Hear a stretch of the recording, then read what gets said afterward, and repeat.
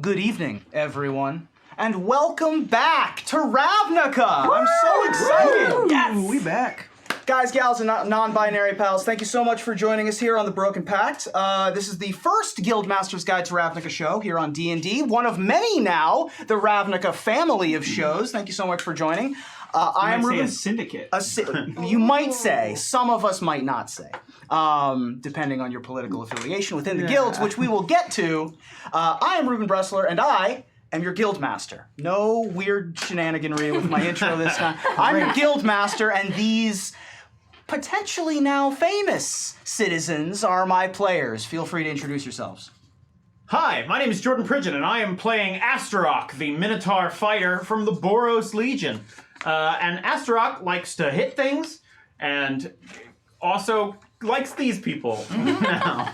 Yep. You don't like hitting these people. No, not these people. I guess it's good for confirmation. Yeah, Right. I'm not going to hit any of you guys. Okay. Okay. Unless, like, one of you's possessed by something. Or I'm possessed by something Right. that makes me do it. You've been possessed. So hypothetically, if one of us tries to stab a vampire in the back in a dark room and you don't expect it, Right. you might hit us. That might have to happen.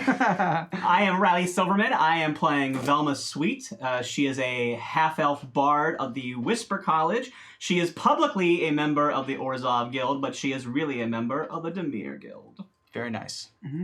Hi, I'm Grav Galati, and I'm playing Lucien Ladrian, an investigator of the Azorius Senate, and he believes in the law and only the law.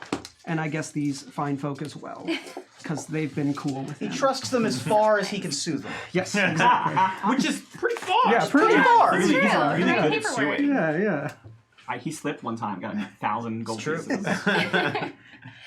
Hi everyone, I'm Ashlyn Rose. I am playing a Luxodon cleric from the Silesian Conclave, and her name is Tutu. Sorry to make you guys wait. It was worth the wait. Worth. That was worth the 3-month wait. I know, it feels good to be back.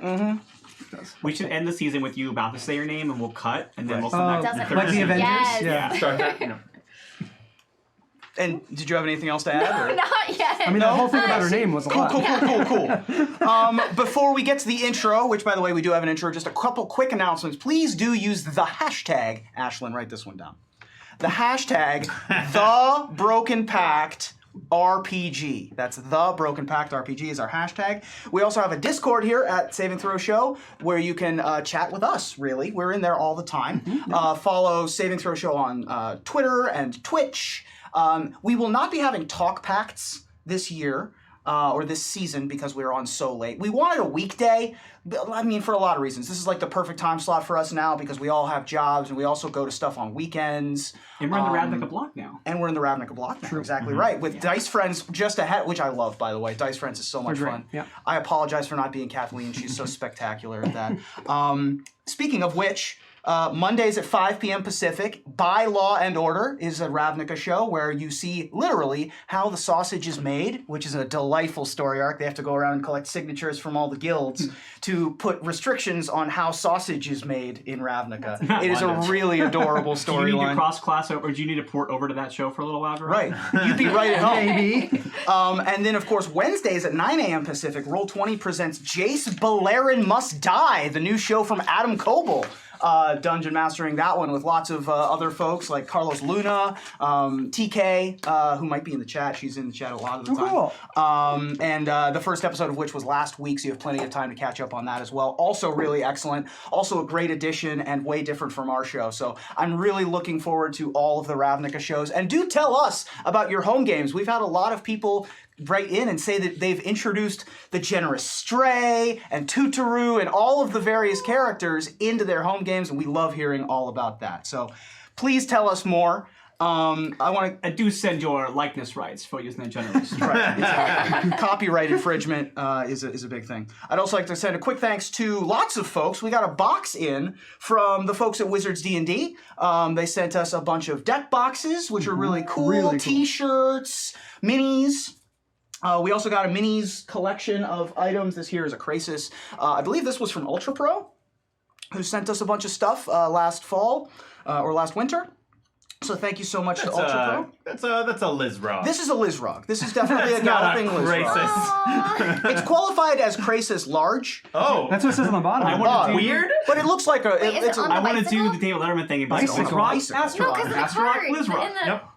Right. Wait, is he not it's on a a bicycle? unicycle. No, it's Yeah, not. okay. But he looks like he's on a unicycle. 'cause the way he's, Oh like, my pedaling. gosh, I'm just like so used to seeing Thank that you meme. to Cardamajigs, of course, for That the boy. deck of many That boy that was I drunk. constantly am using. Their monster cards. Oh, I should pass these out as well. I forgot that these were in here. The deck of many monsters. I use these all the time. And here are the. This is actually a good moment to talk about this. We use yellow and red cards at the table, just in case there's an uncomfortable moment that we can't cut away for. This is something I highly recommend for all streamed games, and even a good suggestion for home games as well. That if there is something that you want to end a scene or you need to take a break, it is a good way to signal to the game manager to do so. And so highly recommend those. So I went to the referee supply store and bought those, the soccer referee supply store. Neat. I'd also like to thank Zach Haiti, who wrote the theme that you will be hearing in the upcoming intro that Gaurav so edited. good. Yeah. It's So good. spectacular. I miss it. I'm a I'm huge so fan of it. I'm ready. And of course, as always, I'd like to thank Emmett Fury, A.E. Marling, and John Wells, without whom I would be totally lost, who've helped me create the story herein. Do we have a guest next week, confirmed or no? Dom? Confirmed. Yeah. Guest confirmed, and is it who we think it is? It's Havana. Okay, so Havana. So we have our first ever guest on the Broken Pact next week, because you will be out, right? I'm gone. So Jordan's going to be gone. We are going to have Havana Mahoney at Havana Rama. Panorama. Be Bombo Bama. It's just Vanarama. Vanarama? I thought it was Havanarama. Is it just Vanarama? Yep. My apologies. Isn't it? On Twitter? It's just Vanarama? Oh, God. Oh, okay. I was. Havana, it's Havana right. Mahoney. Whatever. You've seen her. Feels like a weird You've seen her sitcom. on. Comedy You've seen her banner. here. You've seen her on her streaming Arena. You've seen her on Geek and Sundry a ton. She's going to be a great guest, and we're really looking forward to having her. But without any further ado, that was a lot of ado. But we have a game to play. So everybody, chill. Everybody, relax. All right. It's been an active week or so since the events at Mausam Asylum, which I will get into momentarily. But it's time to bring it in for the season premiere of Ravnica, The Broken Pact.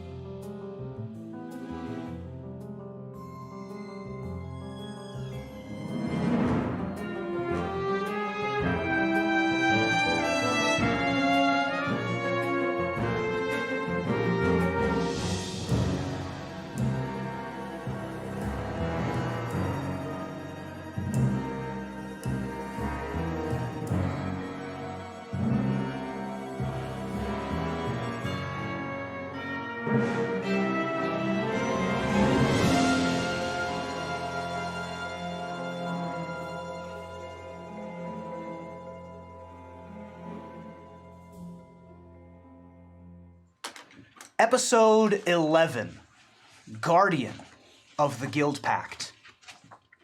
Cold wind blows through the streets of Ravnica.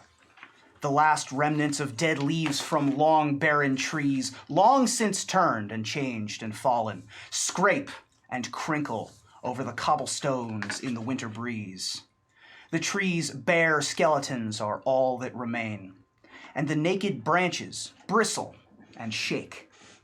Change is inevitable. Change is inescapable.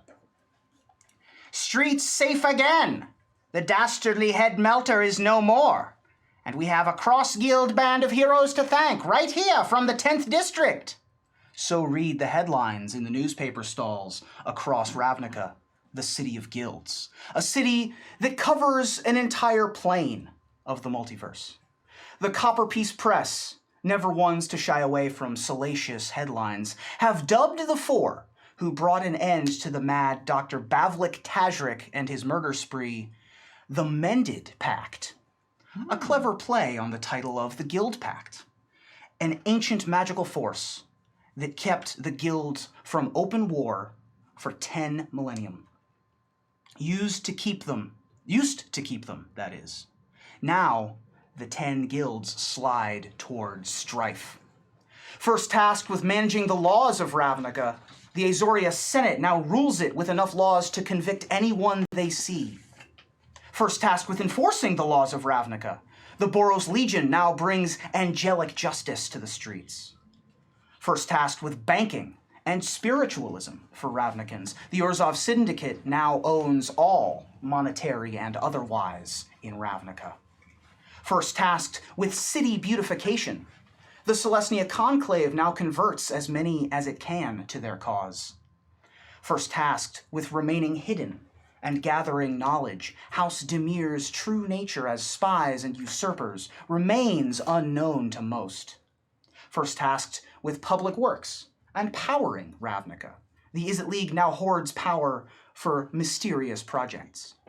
First tasked with keeping the citizenry fit, the Simic Combine now breeds fitter Ravnicans in suspect labs. First tasked with entertaining and satisfying base needs, the Rakdos cult now whips Ravnica into a frenzy with words and actual whips. First tasked with clearing filth and farming and subsistence, the Golgari swarm has grown a new underrealm and sealed itself in the Undercity's depths. First tasked with protecting the wild places long since built over, the Gruul clans have now grown wild with rage and portents end times. Amidst the upheaval, a team of heroes from 4 guilds have found common cause, common goals, common enemies. The mended Pact. One can hope.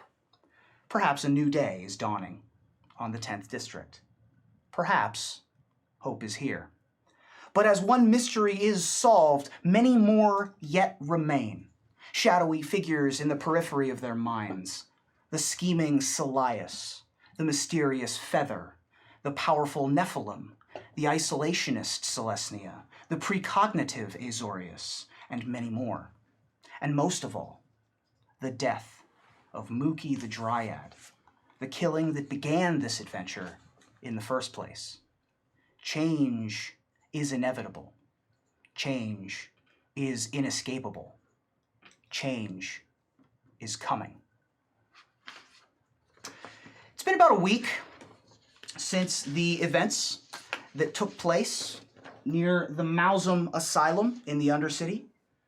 The combat between what the news has called the Mended Pact and Dr. Bavlik Tajrik, a madman, a obsessive former doctor specializing in mind science and lobotomy,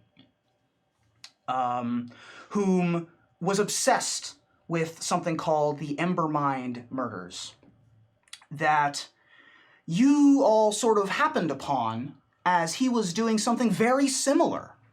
A copycat by proxy, by circumstance, as it were, as he was trying to figure out how the Embermind killings were done, and as a mortal was trying to reach those levels of magic. You have since put an end to Dr. Bavlik's schemes and machinations. The guide that brought you down there, the Golgari Crawl Scout, Tamina, was there outside waiting for you as you all emerged victorious from the hall. Very soon after, some of the Nav Squad commandos, tasked, which is a Boros Azorius task force, came to the area, having heard the ruckus, and discovered that you had put an end to this madman's murder spree. As a result, you were hailed as heroes, essentially. The clues that were connected to Dr. Bavlik and his 3 murders, the Simic professor at Prism University, the bookstore owner, as well as the third murder victim whom I'm forgetting. creepy Mebbin's just yeah. Mebbin's just Karen's. Yes, The only one we actually right, the one you spoke to. actually spoke to. That's right, Mebbin's, who was a cultist, I guess. The one who we tried the classic Boros murder investigation technique of, all right, who killed you? Yeah, go interview the ghost, Yeah. which Right. is a very common, what used to be very common. Hey, it was super effective. Absolutely, eyewitness testimony being what it is. I've seen Pushing Daisies. There you go. Perfect. It's been about a week since those events, and in the intervening time, y'all have been busy, I would imagine. You've certainly been in the newspapers, as referenced before. And notoriety and fame has interacted with you in different ways. We will reconvene together at some point, but tell me what your characters have been up to for the past week or so, given the events at the Mausum Asylum. All right. So Astralok basically is sort of reveling in the attention that's come from the whole thing. For a long time, I mean, he's never been someone that's important, and he's never had any sort of actual attention on him. And now, suddenly, it's like, oh, wow, look, like Boros hero and stuff. And I assume I Absolutely. Please read out. So this occurred in the intervening time. You guys might have gone to this ceremony. But... Actually, I'll do it in character. Great. So, Astralok kind of like wanders around on his regular beat, and he's got sort of a swagger to how he's walking. And he walks up to just kind of a regular pickpocket that he knows. Someone who he like catches most of the time and will just kind of shake and send home. He does a lot of like shaking as a means of small. There was an 8-year-old you ran into at the Tin Street Market last season. Yeah, and that's an early one. You don't shake those as hard as you shake like the bigger. Sure. When someone's like a long time pickpocket, that's really give him a good shake. So Astralok just goes over, and there's a guy who's just like quietly pickpocketing someone looking. So there's over there's a Viashino in a hood, who's sort of a little bit shady and near a fruit cart, and appears to be slowly but surely placing apples into a bag. Astralok just goes over and lands a hand on the back of his neck. Betty, look, it's good to see you again. You're lucky because today I'm not coming down on you. Nope. I just wanted you to know that today you're being arrested by a sergeant first grade. Now I know what you're saying. Well, what does that mean? Astralok pulls out, folded up, and stuck into his armor a like sheet of canvas. Unrolls it and opens it up. And it's like an official award that has been given to him. Yeah, Benny, check this out.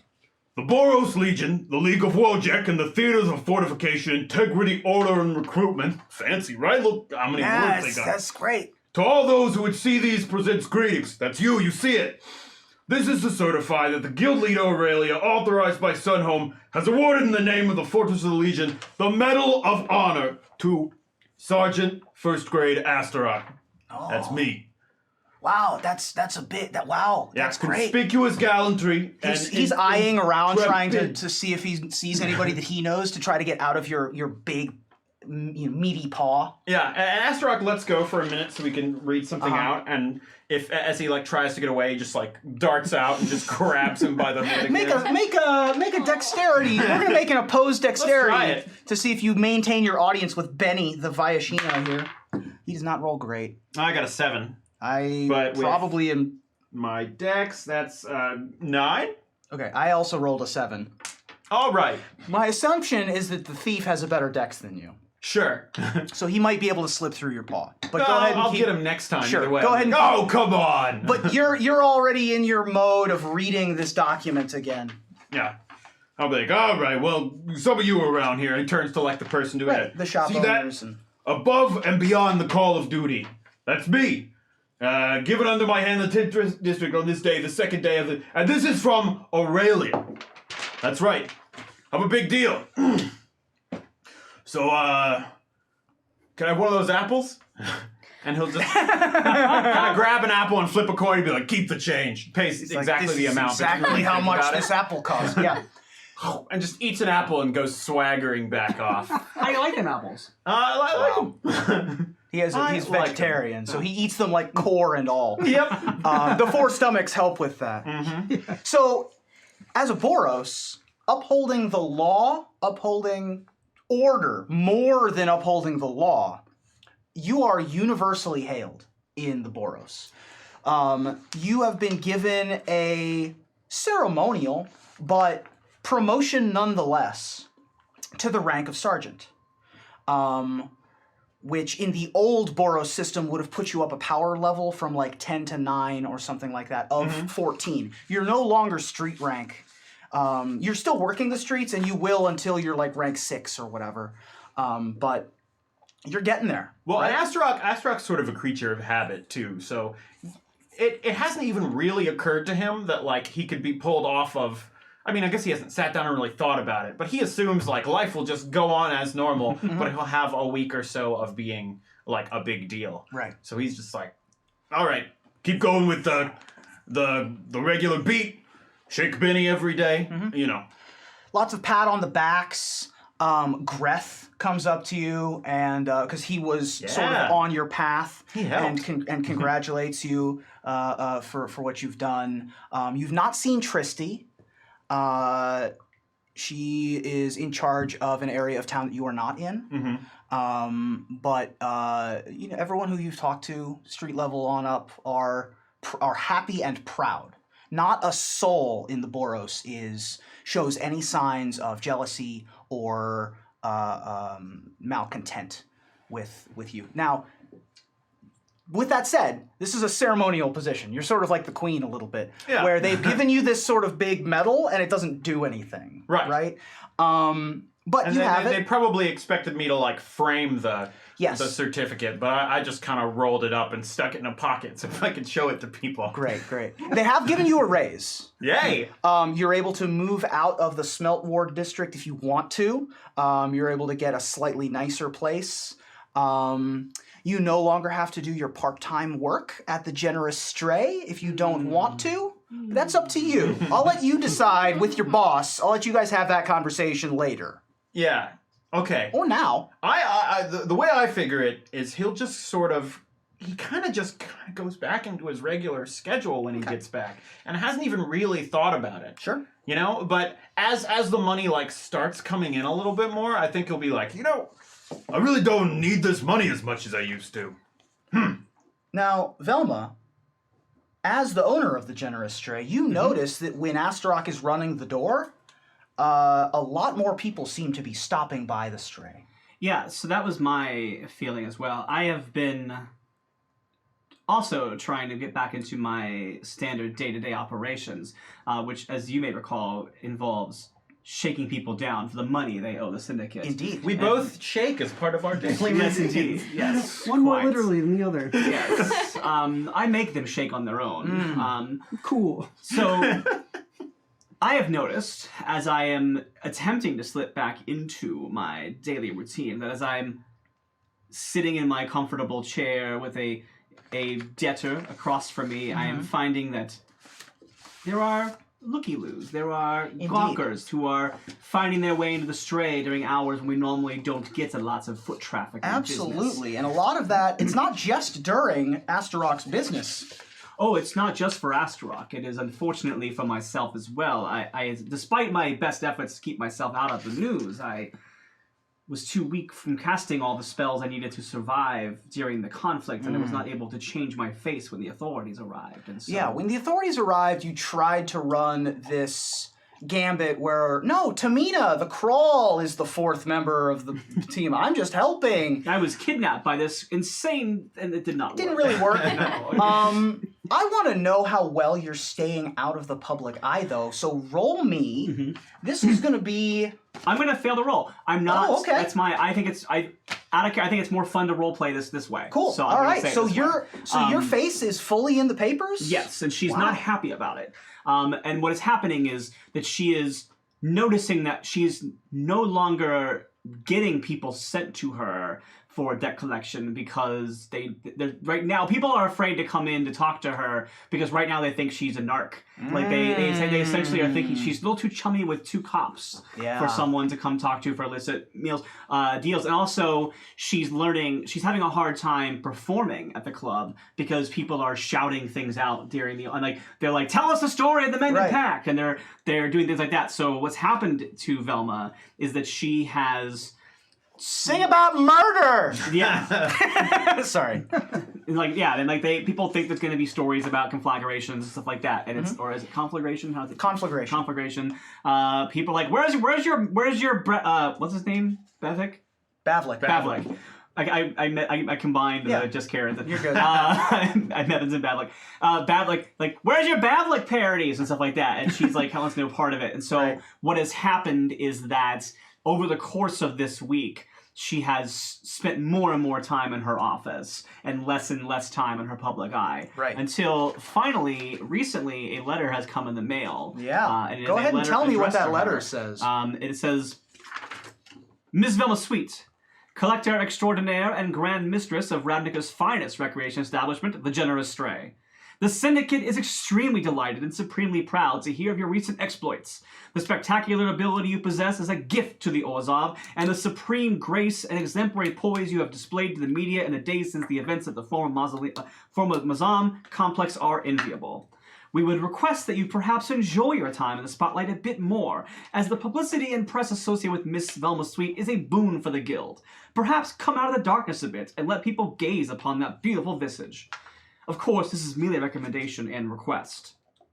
In an unrelated matter, it would be certainly a shame if it were to come to light that two of your employees owe a great deal of debt to the Syndicate. We would hate to have to send someone to collect what is owed from them, or have you collect them yourself. Sincerely and eternally yours, Ministrant Octavian of the Orzhov Syndicate.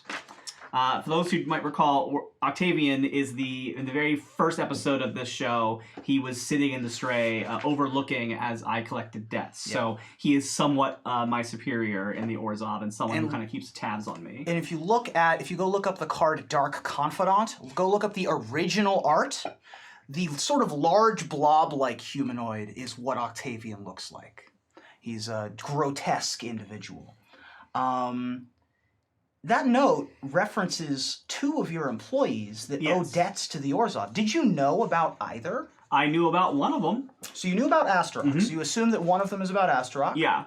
We'll have to explore the other one. Yeah, I assume most of my employees owe debts to someone. I don't exactly run the most reputable establishment. Sure. I actually would assume that if someone owes a debt to an Orzhov, I think Velma probably does know about it. Sure. Because she does tend to use debts to the Orzhov as a way of getting people to work for her at lower pay. Yeah. So, because she kind of makes it clear, like, oh, you're working off your debt, and that's why you're here, which is what happened with Astra. Cool. So that's we'll get to more of Velma in just a second. Talk to me about your last week, whoever would like to go. I'll go. So Lucien has sort of enjoyed a little bit at the start the attention that he was getting for being a hero, but in the Azorius, giving that much attention just means a lot more paperwork. Right. I would also clarify that not everyone in the Azorius is super happy with you. Yes, yeah, he meant he was enjoying it just because everybody else. Right. The Azorius itself, they're like, oh, that's great, I guess. There's a split. It's a weird split. Whereas the Boros are uniformly in favor of justice being upheld, you didn't follow the law in all manner, the letter of the law. Yes. So while justice was brought, it wasn't done in the proper way. So yeah, that's part of the paperwork he's having to fill out, is explaining in long ways how he had to do these things regardless of not following the law. Now, just like the other guilds, though, the Azorius are all too happy to take the good publicity. Sure. Yeah, absolutely. Of course. It's like, even though it worked out in their favor, the right thing happened, so they can't say they told you not to do it. Right. But they're not going to be happy. It's more like, you got lucky, kid. Yeah, internally not happy. But the other thing about it is that him gaining all this attention as an investigator means that he's getting a lot more cases offered specifically for him, and they're cases of all sorts of standings that he is just like, I don't really care about these small things. Like, there's so much he wants to do about the case he was already on that he doesn't have time for someone who's like, oh, I went to the Simic to get a new arm, and they promised me a griffin wing, but I got a crab arm, and I'm like, hey, Darn! You always get a crab. always know that always by get a now. crab. Everybody gets crab arms. Scam. Why did you ask for a griffin? Why would that happen? So Have you seen also, a griffin? Have you personally ever seen a griffin? so you've probably been sanctioned privately, while publicly lauded. You've not been given any promotion in rank. You still maintain your same office. Yes. Also, during the intervening time, you requested specific information Yes. from a couple of sources, I both did. of which came in. Yes. So go ahead and tell us which one you want to share first. I will share the one that came from essentially my mother and the offices of the Senate. Okay. This is I requested information on 4 individuals. Right. Now, before we go on, actually, I want to know, you obviously shared your paperwork with everybody. Once the 4 of you were back together, you would have shared with everybody. I continue sharing it with people. Of course. This note, who do you share this with amongst the foursome? The only person I would share this with is Astaroth, and I would have a private conversation with him about it. Okay. We can do in scene. I think it would be fun to role play. Cool. About it. And this note. This one I would share parts of it, but not all of it. Okay. Cool. So I requested information last season about 4 individuals. Amara Tandris, Tristy Mezaros, Which Salias. is Captain Tristy. Yes, Captain Tristy. Salias, who we met at the Dead Reveler. And then Velma Sweet was the other one I requested information about. And I got information about everybody that I wanted. And for the most part, there's not anything surprising in here other than like Salias is a lot more hidden than I originally thought he would be. I thought we'd get more information about him. But basically it just says, never spotted during the daytime, potential vampire lineage, which is not uncommon for the Orzhov. Regular spots that he goes to, was promoted to Orzhov rank of ministrant a few years ago. And then the stuff about Velma, there is specific stuff, but I don't think anything of that is super important to the case. And I requested this at a point that we weren't like fully trusting Velma, so I just don't really look over that. That's a nice much. way of putting it. Well, honestly, that's what it was, right? It was basically like we were I think like. it was you did not trust her. That's what I'm saying. That's what I'm saying. Sorry, we didn't have a full a relationship that we could trust each other at that point. Yeah, right. And she opened up and gave herself out basically to us, and so I'm gonna do the same and not pry further into this because there really isn't a point. Do you tell her that you had her investigated? No, I don't think so. I don't think that's relevant. I just want to know if in character if I knew it or not. I think that's the thing I would not have told you. I think I would have shared everything else, but everything about you already know, and they don't need to know. So. But here's my question. If you get the information back and it was like possible Demir agent, would you tell her that the Azorius know that she's Demir? No. Well, it didn't happen, so. Yeah. It does I'm not. just wondering. It does not say anything other than her name is likely fake. That it's an alias. Sorry, not. But it's a stage name, so I think people kind of assume her name is fake. Sure. Yeah, exactly. I think he probably would have known that. Like, of course, if she's in the Demir, that's a common thing to do. It's really not that important. So you don't share this note with the rest of the group? I share everything except the Velma stuff. Okay. Because I don't see why not. Do you show it to them? Not the Velma stuff, but if they're like 4 separate papers, I will show them 3 that are relevant. Let me borrow this. Okay. Take a look at that. We'll move on to Tutu for a second. All right. Tutu she's kind of taken back by everything that's been happening right now. She's a little conflicted because she doesn't want things to change very much. She's pretty happy with her day-to-day, what she used to do, heal things, go to the orphanage, hang out with kids. And now a lot of people are interested in her and talking to her, and she's kind of uneasy right now. It's been an awkward week. Yeah, the Celestia, unlike the other 3 guilds, are not taking advantage of any press. They want you to stay in your room, basically. They do not want any public appearances. There has been very little interaction with you from the higher-ups. Oddly, even Imara has not reached out. That's really awkward. Which is very awkward. Yeah, you would have expected some amount of something. They're leaving you alone. But it is... You have noticed an uptick in eyeballs. That's about it. I think since I've been kind of like secluded to my room this whole time, I've kind of just when I'm not allowed to, like, when I'm not out and about kind of just, like, walking, I've been kind of just taking advantage of, like, my stone cutting skills and making a bunch of little miniatures for everyone for when I do go out again. Probably, like, little fun things like me on a surfboard and Astra with a donut. Yeah. And you do still have the miniature figurine that Imara names Tito. Yes. Shout out to Greg Tito. that you have, and you can look at that and sort of compare it to the other stoneworking technology that's sitting around. Wait, Tito's the figurine and not a child at the orphanage? No. Oh, Wait, no, wait, sorry. It is a child. orphan It is is a the. child I'm and sorry. orphan, yes. I Oh my apologize. God. I apologize. That was my mistake. I was like, have I been misunderstanding? Sorry. this Yeah. this No. whole The time? orphan was named Tito. Yes. In my head, I nicknamed the item Tito. Oh my so- god, I was like, I have been misreading this scenario the whole time. No, All sorry. y'all have better memories than I do. Yeah. I The Luxodon. I didn't named remember the any of orphan it. Yeah. Tito after Greg Tito, which is Yeah. why I was calling it out, but it When you doesn't said the matter. thing, I'm like, I I was not screwed that listening up. But you properly. still have that little figurine. Yes, I do. It's And like so a, you can compare that to your, it's a little Yeah. phytohydra. Yeah, a little phytohydra, that's what it plant was. hydra thing Yeah. that you can Named compare to Uchi. your etching and your whittling, I suppose. And, you're getting used to the new dryad and visiting out the beastlands and sitting under the tree that you used to sit with Mookie yeah. as well. Most folks are leaving you mostly alone. I think during this time as well, since everyone's kind of leaving me alone, I still have in mind that there was something odd about where they buried Mookie, so I may have tried to, like, be watchful of what happens around there to kind of, like, keep track of, like, Indeed. when there's guards around there or when no one's Sure, around. and it's underneath. So the way that the Celestia work is that they live in what are called vernati. The vernati is essentially a huge tree, and your vernati is a big, thick, full of foliage kind of tree, and most who die in Ravnica are simply given to the Golgari to be reclaimed by the earth. Only the most important and most treasured bodies are kept. It's a Ravnican thing because everyone's soul sort of lives on, so the body is just a shell.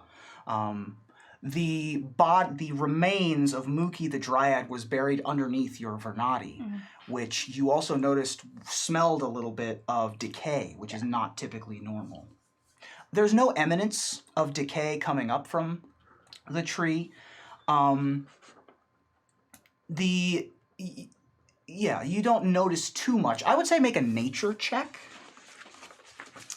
to see if you notice anything odd or different.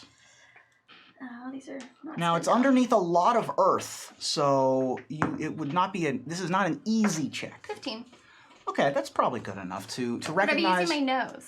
You would be, so you can do it in advantage because the Loxodon have advantage on that. 15. Still a 15. worth checking. Yeah. You do still recognize a little bit of decay. The mulch and grass and bushes around the area aren't as verdant as you would hope they would be. Something is slightly amiss. Right. As if the world misses Mookie in some way that is different than it misses most people.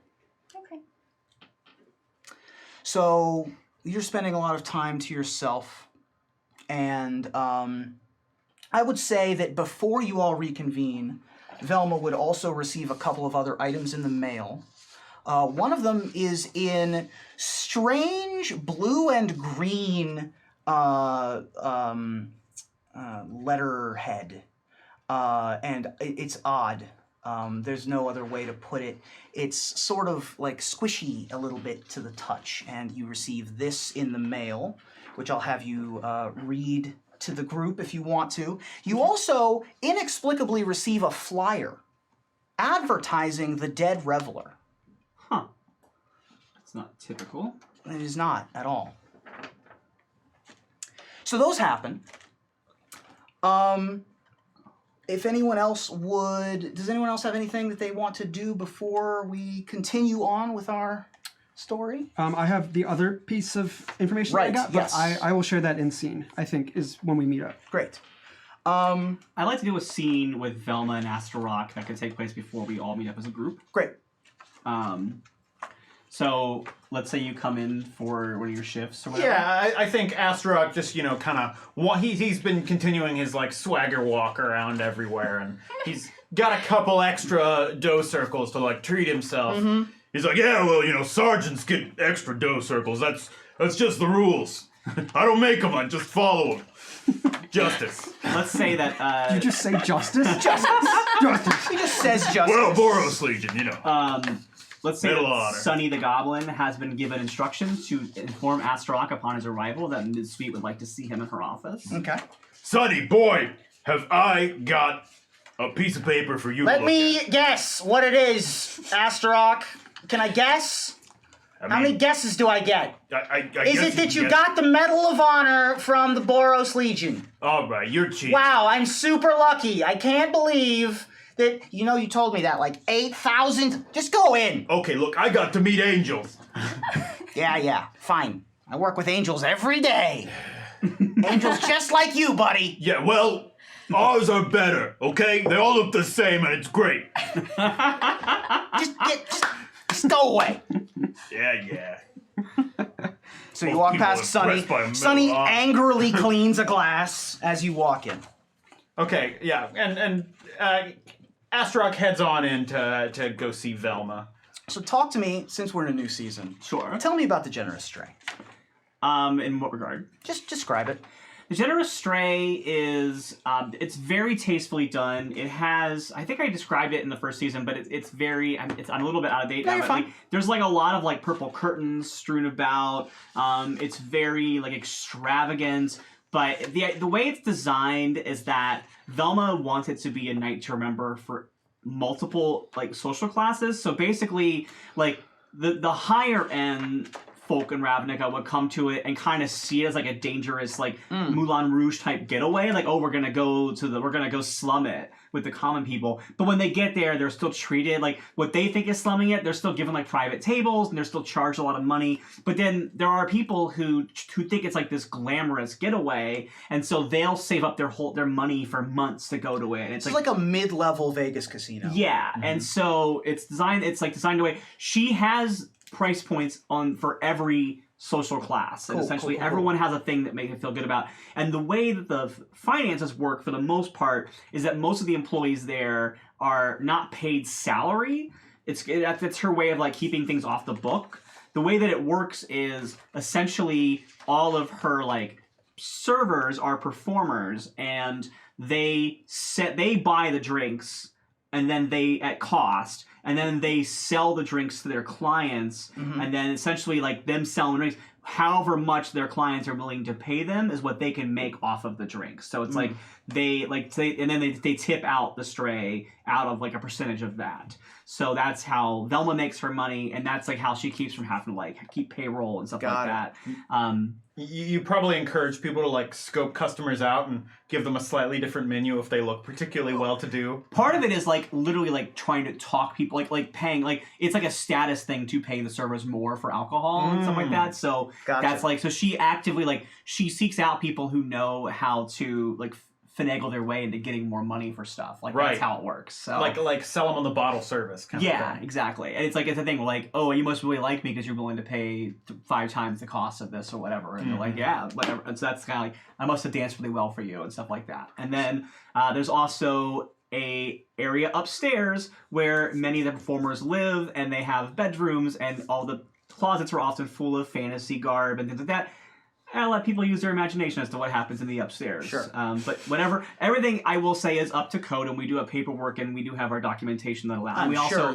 We also grease the right palms of the lesser, the more amiable Azorius in the area. Right. And the Orzhov also make a good point of keeping Well, the Generous Stray, Yeah. to give you an idea of the map of Ravnica's 10th district, where all of this is taking place, is right on the border of the 1st and the 2nd precincts. Yeah. Precinct 1 is sort of the center of everything. It's the Manhattan of Ravnica, Yeah. which is to say that is where the banks are located, so a lot of Orzhov power structure. Also, the Chamber of the Guild Pact is located there. Plaza 1, or the Plaza of Harmony, I should say, is located there, with Plaza East, West, and South, which are some of the richer neighborhoods. Yeah.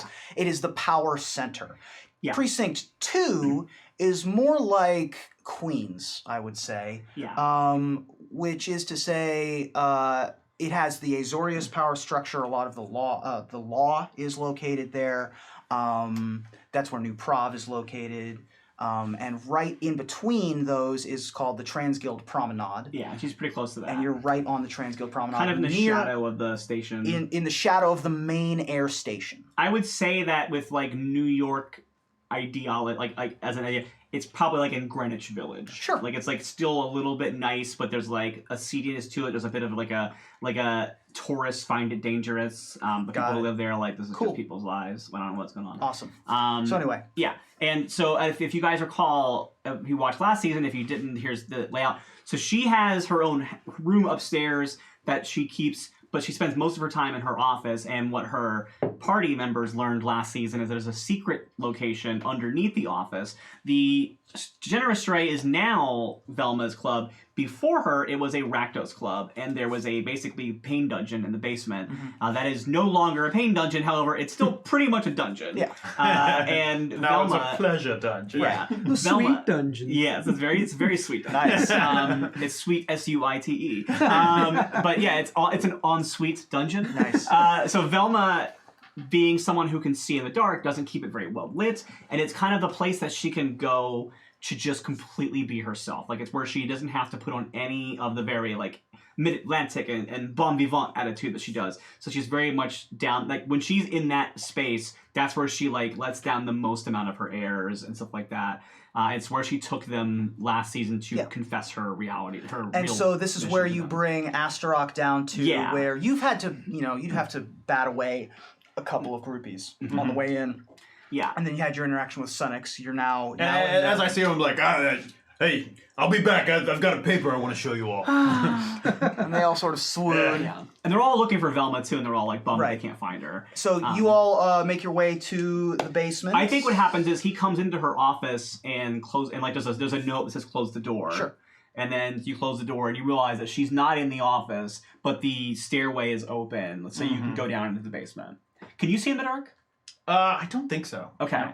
So Gonna have to figure that out, I Yeah. guess. I do not have. Yeah, I don't have dark Okay. vision or low light vision. So when you come down, Velma has dancing lights, so she casts dancing lights. I think that I have that. I'm sure I do. Pretty sure You I have to do. bat your way down the wall. I do have dancing lights, yeah. Until the lights turn on. It's a cantrip that I get as being because I'm half drow. Oh, right. Half Dev Karin. Half Dev Karin. Yeah. So she puts up some dancing lights so that you can see her, and this place looks very different than the last time you saw it, because Velma is just basically, she has on the leather armor that she got, is not currently glamored, so it just looks like very basic leather armor. Her hair is disheveled. She's clearly been like pulling at it and like not like pulling it out, but like scratching her head and the walls have writing all over them, and it's not like ramblings, it's not like Bavlik ramblings, it's like she's got crime like notes, like it's like she's like been tracking movements of Salias. Sure, it's like Actually, beautiful before- mind rambling. Right. Before I move on. Yeah. Speaking of which, Yeah. who has the book?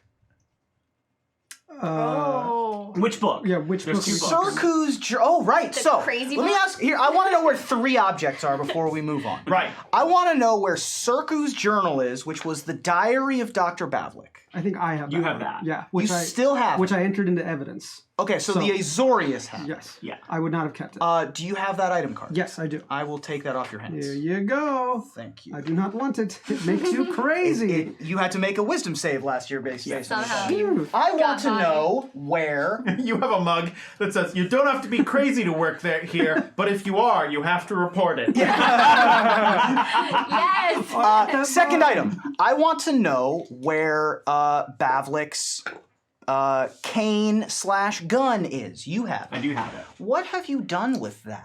It is currently something that I am studying in my dungeon, but I have not. It's one the sheet says it requires attunement. She has not attuned it because she's a little bit scared of it. Yep. Good to know. Yeah. And she probably will get rid of it. I think she plans on giving it to the Demir when she has a chance to, Okay. but she has not yet done that. So, and I think that, I don't think she's brought it into her dungeon. I think that she has maybe kept it in her bedroom upstairs because she doesn't want in this space where it could possibly do harm to her in her private space. She's very careful what she brings in her private space. Right. And the third item is the third edition of the Advocist and the Urchin that you found in the basement. Yeah. I know you still have it. Did you share with the group, or were you trying to hide it from them? I think she's reading it first, and then once she knows what's in it, then she'll share it with the group, but has not gotten to that yet. When you took it out of the asylum, where was it? I think she put it in her satchel. All right, I'll believe that. Unless you guys were looking specifically for that, I don't think so. then that Yeah. makes that The that season tracks ended, from like the last scene was her walking in the room where the book Yes. was. I think that what I would say is because she went to get the book and she stole the cane, that's why she wasn't able to then disguise herself in time to Got it. hide herself. From Okay. it. She like chose Yeah. to do that. That All makes right. sense. I think Astra probably got distracted by an insane mutant murderer. right. Well, nobody That's else enough. went back That's inside enough except for homework Lucien for and me. Velma. So I want to move back on. So you've got Always Sunny in Philadelphia, red Yes, yarn exactly. connecting different Yeah. things with Solias in the Pepe middle. Sylvia. Yeah, Pepe Sylvia and Celaya. Cool. Basically, what it is because she hasn't been able to go out in public as much as she would like to, she's like basically going over all the evidence she knows about Celaya, and she's trying to like nail this case. So that's what she's been doing in her spare time. I like what you've done with the place, Miss V. Yes, it's really coming together, isn't it? It's good to have a space to just like. Oh, and by the way, you can't make out like everything is written in a weird code that like. I don't even think I'm trying. Yeah. I got the general impression. We have a fly in the studio. Yeah, with and us. I that's why I was like, thought what? I've caught it like 4 times. No. Yeah. Oh, I got him! There's actually No, I see it. I caught one. There's more than one. Oh boy. I'm telling you, if you go back and watch These Rakdos Friday's dungeons, man. last Wildcards episode, everyone is just like, It's just all Yeah. fruit flies. Somebody Anyway, clapping. all right, go Well, ahead. I think it actually works for this scene because she's probably got flies. Because the down there. Rakdos dungeons are not great. No, Yeah, go ahead. no one right. super cleaned it. Yeah, so she's like, yes, it's good to have a hobby, isn't it? It keeps your mind focused. Astra, first of all, and then she like snaps out of it a little bit once she realizes that you're there, and she realizes she's kind of been like she was in the middle of doing a thing when you arrived, and it's like she finished writing that. She like writes some words, and then she stops, and then kind of like pauses, and then like composes herself. And the first thing she says is, you really should get an address of your own that people can send you mail. You got this letter. It arrived for you. I don't know if that's pertinent to you. I'll let you read that later. So this letter is written on vellum. It's written on skin.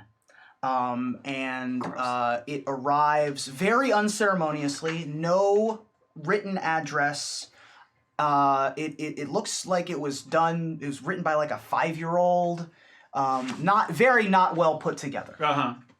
Yeah, I don't normally need an address. If someone wants to get in contact with me, they normally just know where I live or go in the neighborhood and say, hey, does anyone know where Astra lives? And then if they say no, they leave. Yes, well, now they have brought them to your place that you're known to be at.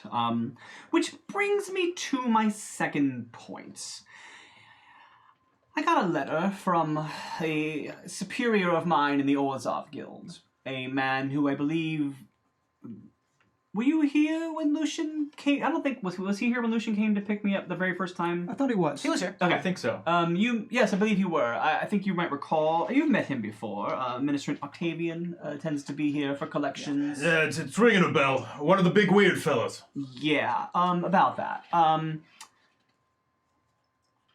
His letter wants to encourage me to embrace the popularity and fame of... By the way, congratulations on your medal. Oh, thanks. I'm You know, I don't know. Did I show you? Because I got it on a piece of paper here.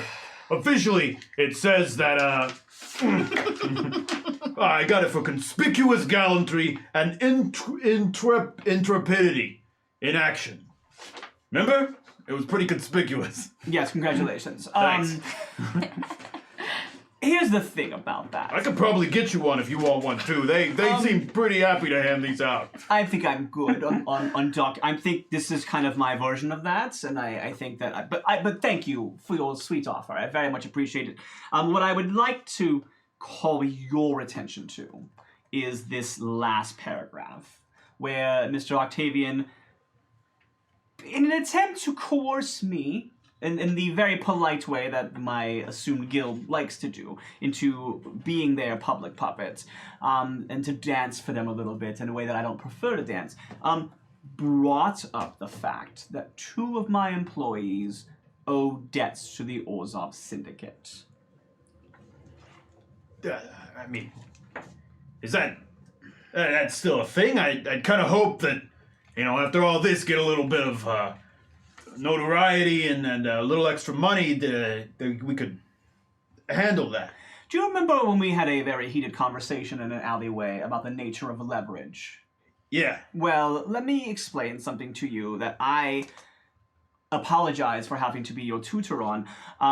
Tutor. Yeah. Sorry, I could not resist. No, I get it. I heard it as I said it, and I do appreciate you not letting that pass by. Let me give you some tutelage. Yes. I'm going to assume he said it in character and she responded to it in character. Yes, I do appreciate you not letting that pass by in this particular moment. And I sneeze in my bed.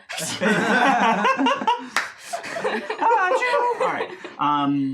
You see, you have very much embraced your public notoriety, and by doing so, you have made yourself very valuable to those who would have leverage over you. And the fact that you are a celebrated Boros officer who once owed a debt to the Orzhov makes you useful to the Orzhov. Now, this is not coming from me. I'm warning you. I am letting you know that the Orzhov see you as a commodity at this point. Let me clarify commodity. something real quick for you, by the way. Yeah. You believe you've paid this debt off. Yeah. Yeah. Oh no, she's making it clear to him what's happening is they're blackmailing him. Yes. Yeah. The fact that you had a debt still marks him as being okay. So that's what I'm Oh saying. yeah. I mean, Cool. out of Just making sure we're all on the character, same page. No, Does that Astra you get out of never. character? Well, I'd Okay. say out of character. I understand that you don't really pay off debts to the Orzhov. Yeah. Like that's not really how it works. Well- in character, I kind of assumed it was over. Yeah. Right. I think that had you remained a beat cop, they wouldn't have cared. Correct. Right. It's But an asset because they can you're forget about. famous and because you've lauded your fame, they're like, oh my god, we have something on this guy now. So that's what she's explaining to you. It's just so yes, your debt was paid off. You've been making your own wages for quite a while now, but now it's not so much that you're in their debt as much as now their silence has created a new debt for you. I mean, maybe. I think I'm owed some favors in the Legion now. Maybe I can. I don't know. Talk to one of the angels, and they can clear it up. I always assume the upper echelon and all the guilds talk with each other, right? I would leave that decision to you. I cannot speak on behalf of how the Ghost Council will react to such a negotiation, but I wanted to let you know this was a situation. I don't wish any harm to you, and I don't wish to have to be the one to carry out the harm, which does seem like they would imply I would have to do. So, Give it to me straight, Miss V. yes. How worried should I be about this? A little worried. The All right. Orzhov are a very influential guild. I myself have dug my way out of debts with them as well, and I am glad to be so. And as you know, I have a very strong reason to want to... I have a particular interest in remaining in their good graces personally, but I also think that just doing so tends to be a good survival skill. All right. I appreciate you letting me know.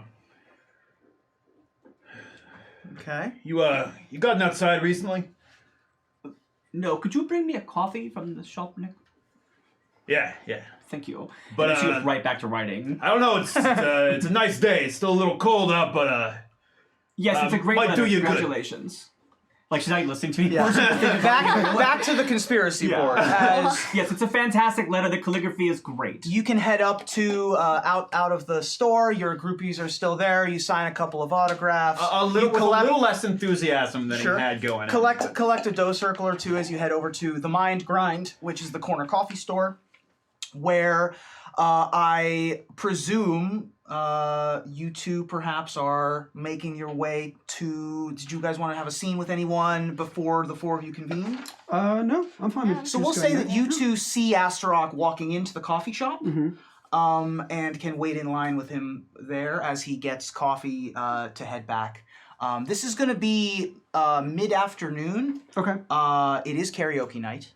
In the mind grind or in... No, at the Okay, Generous great. I was Strike. like, what a coffee store. Popular Yeah, evening. seriously, right? Okay. It won't be karaoke night for a little while, but I want to know how karaoke works in you tell me. Okay, I'm It's sorry. your place. Okay. It's your place. I've just decided that it is karaoke night. You get a ghost choir to help you out? Right? There you go. It is an Orzhov place. So you see Astarock It a is little bit. not an Orzhov place. It is a Velma suite It is place. Velma. Fair. You see Astarock walking into the coffee shop. Okay. Am I with Tutu or we're separate? It's up to you. We could have been waiting there ahead of time, I Yeah. guess. Okay. You guys are waiting for your coffee as Astarock. Maybe we're there and he Yeah. sees us. Mm. So we're in line, and I'll just be... I don't think I've seen Tutu or any of them since we ended the Bavlik incident. Like, I don't think I got to go to his award ceremony or talk to anybody else. I don't think just I've really gone into what the mind grind looks like. So let's No, yeah. workshop this a bit because the card Experimental Frenzy suggests that coffee canonically exists That's on true. Ravnica. Yeah. Which implies a lot about the world of Ravnica, most notably that there is rainforest temperature somewhere in the world. Right. We are not in it. This is more Northern European-ish, maybe Iowa kind of weather in Ravnica. Okay. Maybe New York, sort of that kind of level. It is not currently snowing. It is cold and windy. And so your coats are up and your ears are tucked, and it's a bit chilly. This coffee shop clearly is it. Yeah. makes sense. There's a ridiculous contraption of brass and steel and what looks like a porthole and tubes and various bits of steam pop out of I'm the... picturing the thing on Breaking Bad that the guy Yeah. made in the meth. very more very elaborate similar than to that. It's very Willy Wonka. Okay. And there are there's a human with a ridiculous mustache. Yep. Yep, that tracks. There is a Vidalcan who appears to be the main cashier, and some other employees, and it's a relatively busy place. Okay. I'll say we ordered and we're just talking Yeah. now. I do want to apologize that I didn't reach out earlier. It has just been a whirlwind of paperwork, and usually that's a good thing for me. I do like paperwork most of the time, but this has been a little less interesting than it usually is. But how have you been? Oh, no, it's okay. I mean, things have been super crazy. I mean, so busy Really? at the tree. Yeah, lots of walking and more walking and More- communing with nature. And, More parades of any sort, or is that just a thing they do during funerals? definitely no parades. That was kind of one of a kind thing. But yeah, how have you been? Like I said, busy. A little too busy for my liking. But I look forward to seeing Astarock and Velma again, and maybe discussing a little more about what I've learned, and maybe they've learned some more. Yeah, there's still a lot to figure out. Did you ever? I guess we can talk whenever you meet with everyone, but there's still a lot we haven't answered. Right. No, I could use this coffee to wake myself up a little bit. And as that happens, you see a familiar, with one chipped horn, Minotaur walking in. A little bit distracted, but nonetheless a very proud warrior. I think it's the other Wrong. one. It's the other Yeah, but I one. didn't want to reach across his head. It's good. Yeah, so Astarock walks in, he's reading this letter. He got just kind of like, Hey there, friend. Remember me? We used to be pals back in... Speak of Boros. Oh! Hey, Blue! Tutu! Hey, how you all doing? Good. We just ordered drinks and we're waiting, and you're here for the same? Yeah, I was grabbing Velma a coffee. Yeah. You all seen her recently? Velma, no, I No. haven't seen her or Anyone, you. really? Yeah. And by the way, I heard that you were given an award. Oh, yeah, I was meaning to say. Oh yeah, can I see it? Oh, you have it with you. Check this out. Oh, is this? This is the. Oh, That's it. Yeah, so this is a ceremonial pamphlet, like what you'd expect to see framed on a wall, wadded up and folded in Astarock's pocket. It's It's got a seal on it.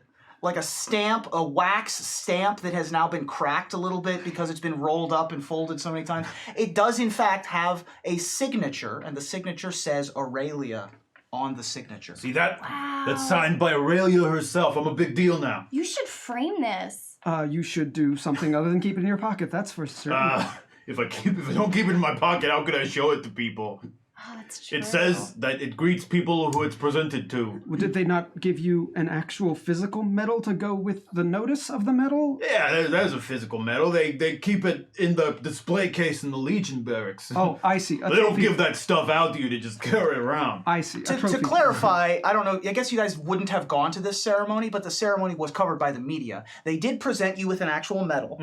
The medal was then taken off of you and hung on a wall. And there is a wall, much like if you picture sort of the FBI headquarters, where they have the medals sort of lined up on the wall. Yeah, and I all of the imagine it's medal sort of thing where recipients. like your various like precincts and stuff kind of like And for big functions like award ceremonies or guild function, or if you're invited as an envoy to another guild, your dress wear would include the medal. right. Yeah, and They're that's afraid you'd lose it if they gave it to you to keep. I oh, think. they're right. Wow, well, here you go, Sergeant First Grade. Yes. Oh, thanks. Truly impressive. Well done. Yeah, but I just came over from the Straya. These not looking great. Oh. Well, if I might say so, you looked a little disturbed while you walked in here. Yeah, she gave me a little bit of news that I don't think you need to be too concerned about, but as far as I can tell, she's been in that basement of hers for who knows how long. She was not her normal put-together self. Well, Velma does like to keep to herself most of the time. And Yeah, but have you ever seen her hair out of place? No, I can't say I have. Yeah, well, I have now. Oh, it's that bad. I see. Well, we should get this coffee and then be on our way. So you will collect your beverages. What kind of coffee do you get? You have your dough circles. What kind of coffee? He gets strong dark coffee, Perfect. like completely black. Yeah. He just, it's the sort of thing you just wake up and you Yep. just It's got dump as much grinds in it. espresso as you Yeah. can into it. Yeah, and if it's got a little bit you can chew, well, that's just how he prefers it. Right. And you get Velma. What's Velma's preferred? Black. Black coffee. But not with grounds in it. Right. Not. Yeah. Yeah, she wants actual coffee, not Right. garbage in a cup. I'd probably get something a little sweeter than just regular coffee. Sure. A A little bit couple sugar. Splendas. Yeah, probably. Yeah. Because of the way that they handle coffee and they like have to destroy and grind up the beans, Tutu doesn't really drink coffee. Oh, okay. So instead, she usually opts for like tea, even though Sure. you're boiling a And lot. they have tea options. Yes. Lots of good tea options as well. So she probably goes with a strongly caffeinated tea. Excellent. I saw you eyeing this. Did you have a question? No. Okay. was You it, all. Gerber. Oh, okay, got it. You all return to the Stray. It is getting a little bit more busy. Also, when they get back to the Stray, Velma is out of her office, and she has changed her dress, her leather, into like a You nice... have glamorous She's leather glamored it armor. up, and it's no longer leather armor. Now it looks like a pretty nice, like, professional black dress. I like that style of like midi, like where it has like the kind of neck collar thing. Yeah. So that's there. It looks really nice, but it Very doesn't nice. look like, it's not like an evening dress. It's like she's managing the club right now. Right. And also her hair is nice and immaculate, Mm-hmm. and like it's back to its good self. And like she's done her makeup like in the time since they left. So and the door, her office is locked, and she's out walking around the Right. club. And now she's like in full. Great. Yeah. There are some regulars who are in the club now. Tangi has come in for her shift. Okay. She is beautiful as always. She has a strapless sort of look that she likes to go for more of a party atmosphere. The karaoke night tends to bring in more groups. Okay. And so it's a very popular evening, particularly because Astra fancies himself a bit of an MC a little Oh. bit, and likes to, and since he's become more popular, MC Astra is a bit of a fixture here at karaoke night. Now, and this is the first or second time since he's been famous since that's happened. So, All right. so you have that to look forward to. Okay. And you walk in. There's a couple of groups. There appears to be like a bachelorette party of mostly elves and half elves that are getting an early night started. Velma has like flirted with that table a little bit, and like Sure. kind of like gotten them a complimentary drink, Yep. but she's gonna charge them double later for something else. Sure. One of them is very clearly the one who's getting married. They have the dress on already. Okay. The Oh my. elvish wedding dress that Yeah. you go out in. I don't know. And the sash. And Sunny is busy making sure that everything's ready to go, and all of your other employees are set and ready to go. The atmosphere is more of a party atmosphere than is typical for the Stray. The Stray is much more of a club atmosphere most of the time, but karaoke brings out a more amateur crowd. Yeah. And takes all kinds. And the list is out. You have a house band, maybe? Question mark? Yeah. think? I think there's a house band. Describe to me your house band. Okay. What do you think? Oh, okay. If you're We gonna- can workshop yeah. this. Who's a member of the house band? One of you. Tell me who's in the house You band. can make up. Anyone. Clarice. Clarice. Okay. The, Clarice. What does Clarice do in the house band? she plays the harp. Harp. Ooh, I like Harpist. Perfect. Yeah. Dominic, Dominic. who is a member, I think, of the Gruul, Okay. and they play the war drums. Nice. Ooh. Gruul drummer. Cool. There's a Simic hybrid named Garth Nice. who plays both guitar and bass at the same time. Perfect. His Yes. extra limbs. Yeah. And there's Benji, and Benji plays a like piano like organ type instrument. Like he plays the keys. Perfect. And they are there getting set up and Yeah. commiserating amongst What's his themselves. band's name? Yeah, what's the band's name? Uh, I can come up with the name of a magic card if you want me to just pick what the name I think of the they're band called the is. Stray Cats. Stray Cats. There you go. Perfect. That's pretty Okay. good. Yep. Stray Cats. They had I another forgot name something. I and forgot they applied something. to work there, and you're like, no. I forgot something. When you were in the basement with Velma, the only other thing down there was a black cat that was like that she Right. used to adopt. So Velma now has a new pet cat. Oh, Yeah, and if you had pet him at all, she would have said, "Say hello to Arthur." Arthur. Yeah. Oh. Arthur okay. the cat. Arthur, Awesome. good name for a cat. Pet her. Sorry, she's a female cat. Her name's Arthur. okay. All All right. right. I like that. Have you told them about your... Nope. Nope? Okay. Cool. Yeah. So I like that you didn't explain what it was. I just assumed you didn't tell them. Yeah. I think if we walk in and you're entertaining other people, I don't think we want to disturb you. So We the wanna cat follow is you. not in the generous stray Right, now. yeah, But the that's- stray yeah. cats are warming up. Okay. The bachelorette party's off in the corner. There's probably another one or two people at the bar getting started, getting ready to go. Okay. And I think that like if the songs are starting up, I think the way that karaoke works in my imagination, I think there is a wizard that is doing some sort of like conjuration spell. And they actually like make the lyrics appear in like Perfect. it's like a projection great. of Like lyrics. some simple illusions. Stuff. Yeah. Fabulous. Yeah. Yeah. That's Like, great. all right, next song coming up is that Simic classic. My elf half loves you, but my shark half wants to eat. Perfect. Yes. Absolutely. And then follow by that the Azorius classic Under Pressure of interrogation. Yeah. Yeah, the only rule is that you're not allowed to sign up for Baby Shark. Only rule, karaoke, no Baby Shark. It's just After the It's just incident. too long. After yeah. the incident. Yes. It's just too long, Yeah. Yeah. and then It's a there's lot. like a lot of instrumental breaks. It's like, come on, pick a song you can sing along to. Yeah. And Velma also like discourages people singing like really sad downer songs once the party has started up. Right. Sure. Exactly. She has a history of like going to the list and like crossing off songs, and then maybe occasionally like using her like bardic magic to like inspire someone to sing something else instead. Yeah. So you all are meeting in the main room, if I'm understanding this I think that when correctly? she sees them come in as a group, I think that now she has turned on her Velma charm, and she is like, friends, welcome. Oh, thank you. And she takes the coffee from you, and she's like, you are a dear. This is the Yeah. lifeblood of the Happy to help. Stray. How have you been? It's been too long. Busy.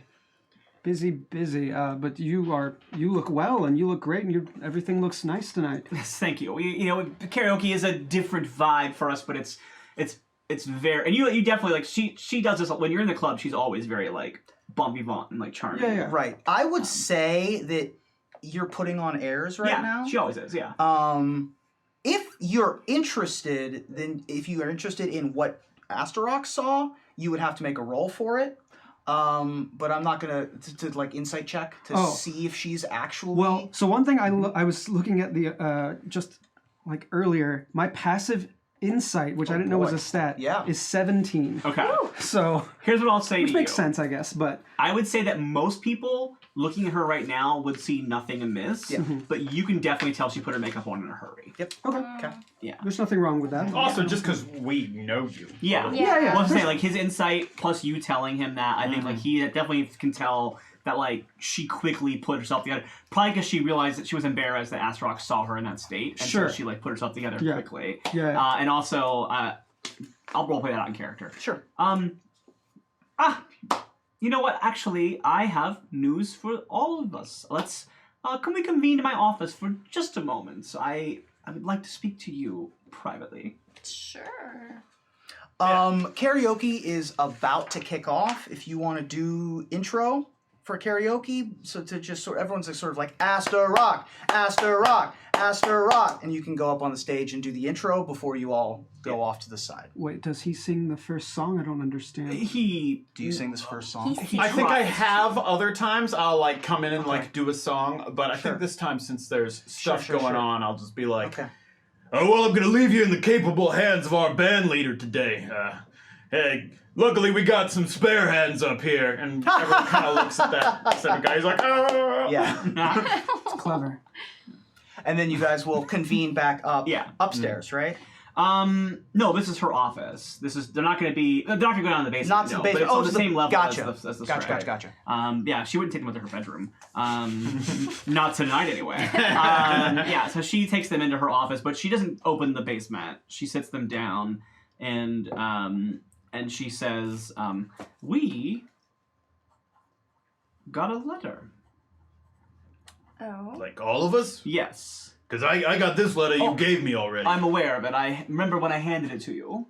Yeah, Cool. like All right. moments ago. And she like opens up, and it's like a very ornate. You said green and blue. Green and blue. Green and blue. There is a Simic stamp on it. Okay. Sort of a seal with some fine ribbon. Okay.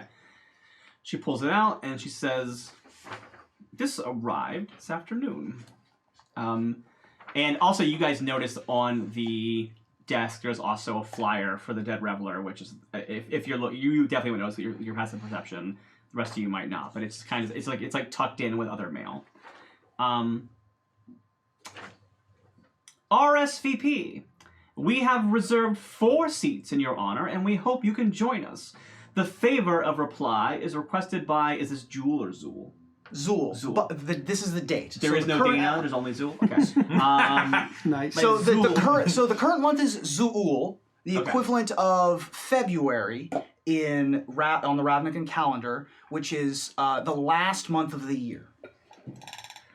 All right. The favor of reply is requested by Zool 24th, 1076 Guild. Is this GC? Is how Zal Concordance. Zal Concordance. Which is current year. That's the I equivalent. love of, that you gave the thing full of magic things to The the one non-magic. non-magic person. Man, I don't know what to tell you. This is all. So the current month is Zool. The current year is 10,076 Zal Concordant, which means 10,076 years after the signing of the Guild Pact. Okay. The end of the year is the festival of the Guild Pact, and the first of the year, the first of Selesny, will turn over to the next year.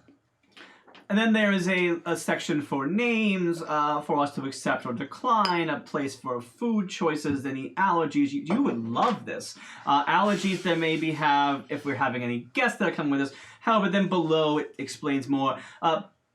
Details, ceremony, and reception. Please join us as we celebrate the eve of the Festival of the Guild Pact on the 31st of Zool by honoring recent great victories and achievements by notable members of the Combine at Leafdrake, the 10th District's only aquatic vineyard, surrounded by Zamex, is that again Zamex? Zamek. Zamex, Verdance, and Splendor. With respect, this event is not suitable for children. Cocktail attire is kindly requested.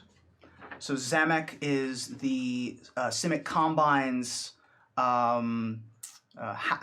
seat of power. And that is in Precinct 5 or 4. Maybe it's 5. I think it's 5. which is up by Prism University in Zonot 7, which is that large lake-like thing in the middle of Precinct 5. And you've been invited to an event, it seems, by the Cynic Combine. Well, the first thing that comes to my mind is I don't know if I own cocktail attire. I'm sure we've had Minotaurs in our service before. I'm sure there is something in a closet somewhere upstairs. So this would be military dress attire. This would be an excuse to wear your medal. Oh, she would tell you that in character. I thought you had a fancy medal. Yeah, but I can only wear that fancy medal to really fancy events. Oh, I wonder what that might entail. Oh! Our names are on there? All of our names? All of our names are on this. I don't know if you heard this, but apparently we solved a murder, and it was very... Although we didn't really, but whatever. Yes, it's very successful. Not the word What do you mean? He did it. We all know he did it. He said he did it, and then we got him.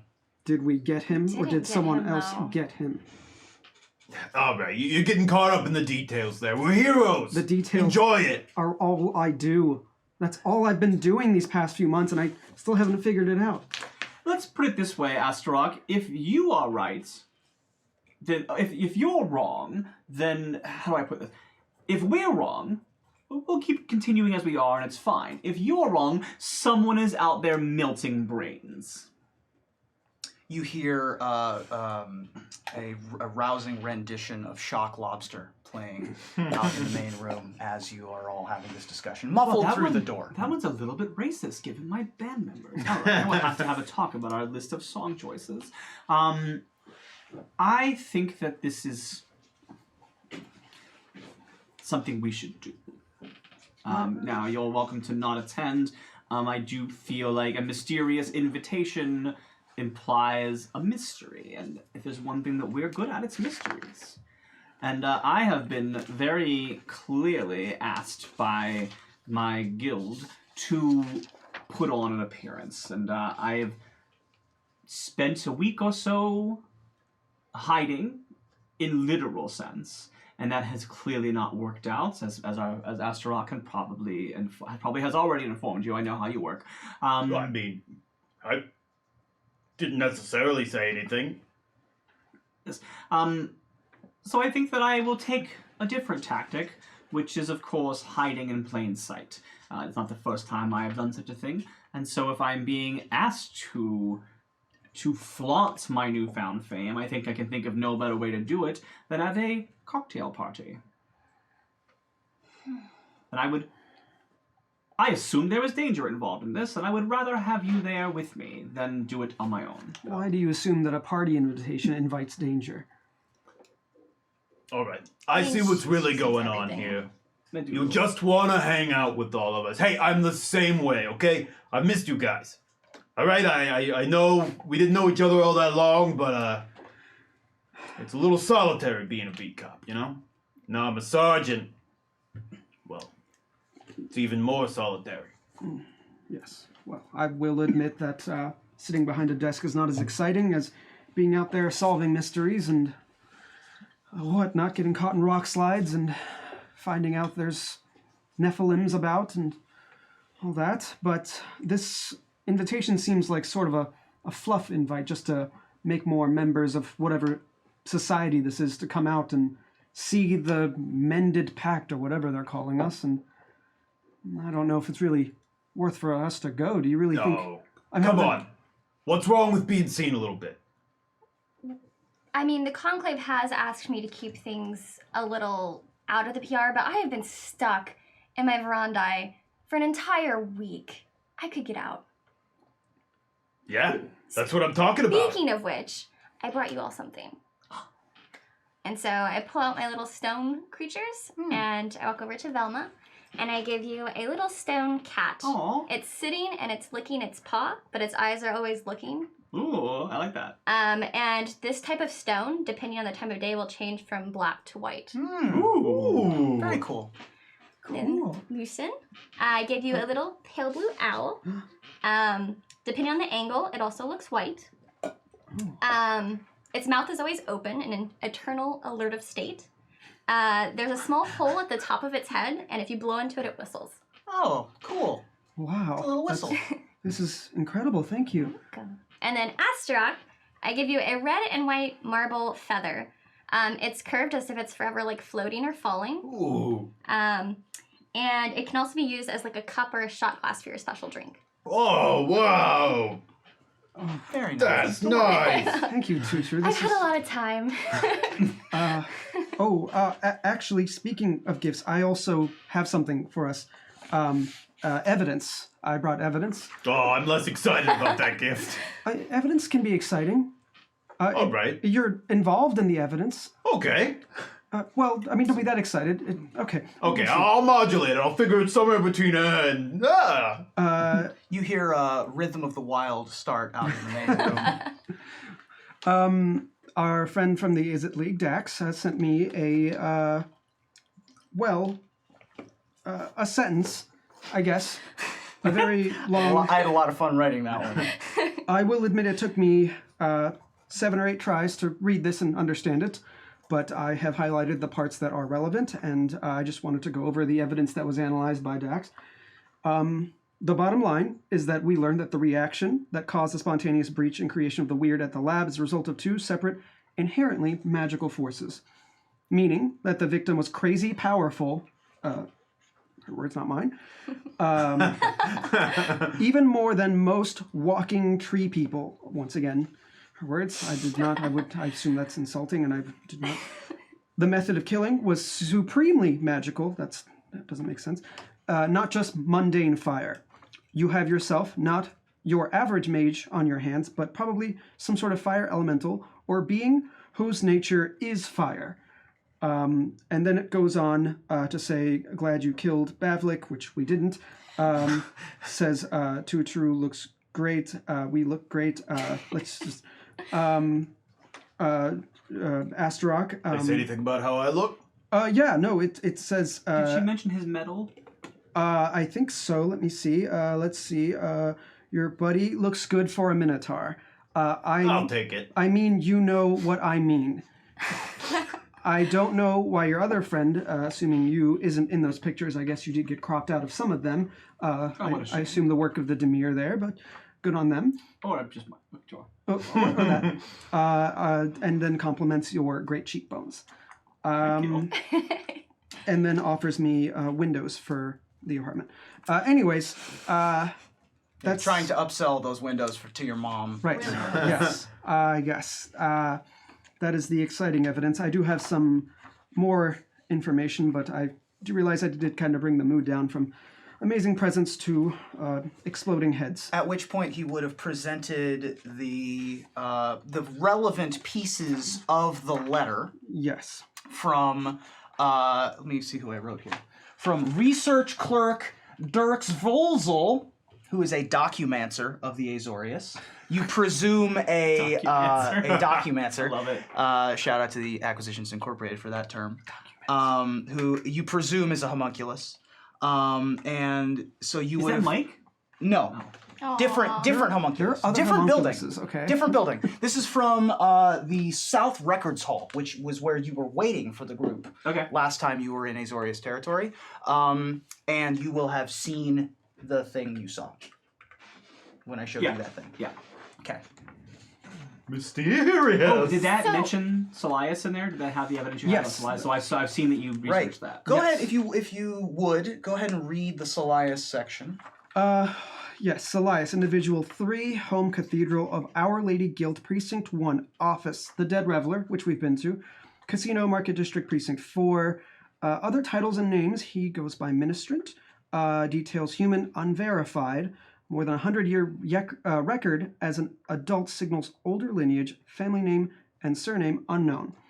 Never spotted during the daytime, which means potential vampire lineage, which I think you have pretty much confirmed for us. Indeed. Regular visitations include the Gore House, Harmony, Basilica, Irbitov Mausoleum District, Crossroads Orphanage, Keyhole Downs. Former Orzhov Enforcer, promoted to Orzhov rank of Syndic, 10,006 ZC. Zal Concordant, which is 70 years ago he was promoted from Syndic. Wow. Promoted to Orzhov rank of Ministrant about 40 years ago. And that's about it. I'm a little surprised that we didn't get more, but he does seem to hide his tracks a little bit. I am surprised you got as much as you did, to be honest with you. Well, That will be relevant again, I think, very soon. I may inquire for your assistance in investigating him as well. That's now that this public aspect of our investigation is out of the way, I do think that will become more of my focus again. do you think he's linked to these murders? No, that's why I was asking for your assistance as opposed to just assuming it would be offered. No, I'm happy to help as soon as, Indeed. it all winds down a little bit for me. But absolutely, Thank you. I'm at your service. Point of personal preference. You didn't show her the section on her, right? Okay. I didn't show anybody that. Cool. She does assume you researched her, but she probably won't bring it up to you. So the last bit I will note that would probably have been in the public it would not have been in just the Velma version, which is the footnote at the bottom, which was the people who have requested information as part of the information identity research. What did I call it?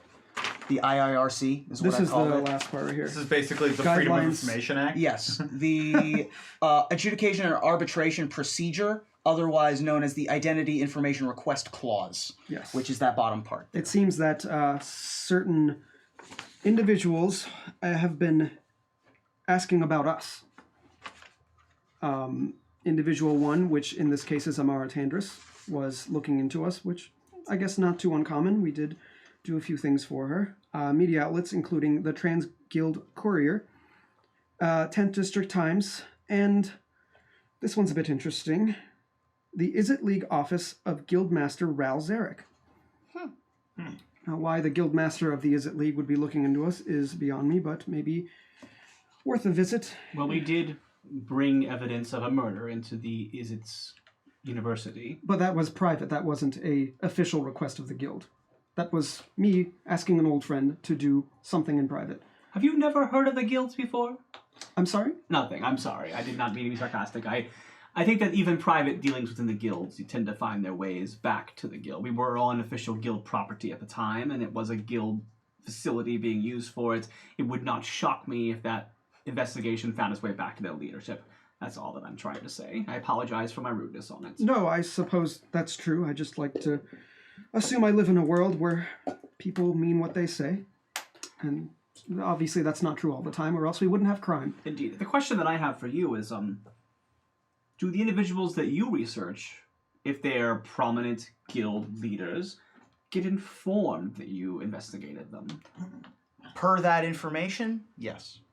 So what you're telling me is that Ministrant Salias knows that you asked about him. Let me clarify. So the IIRC, or the Adjudication Arbitration Clause, specifies that if you ask, it will tell you.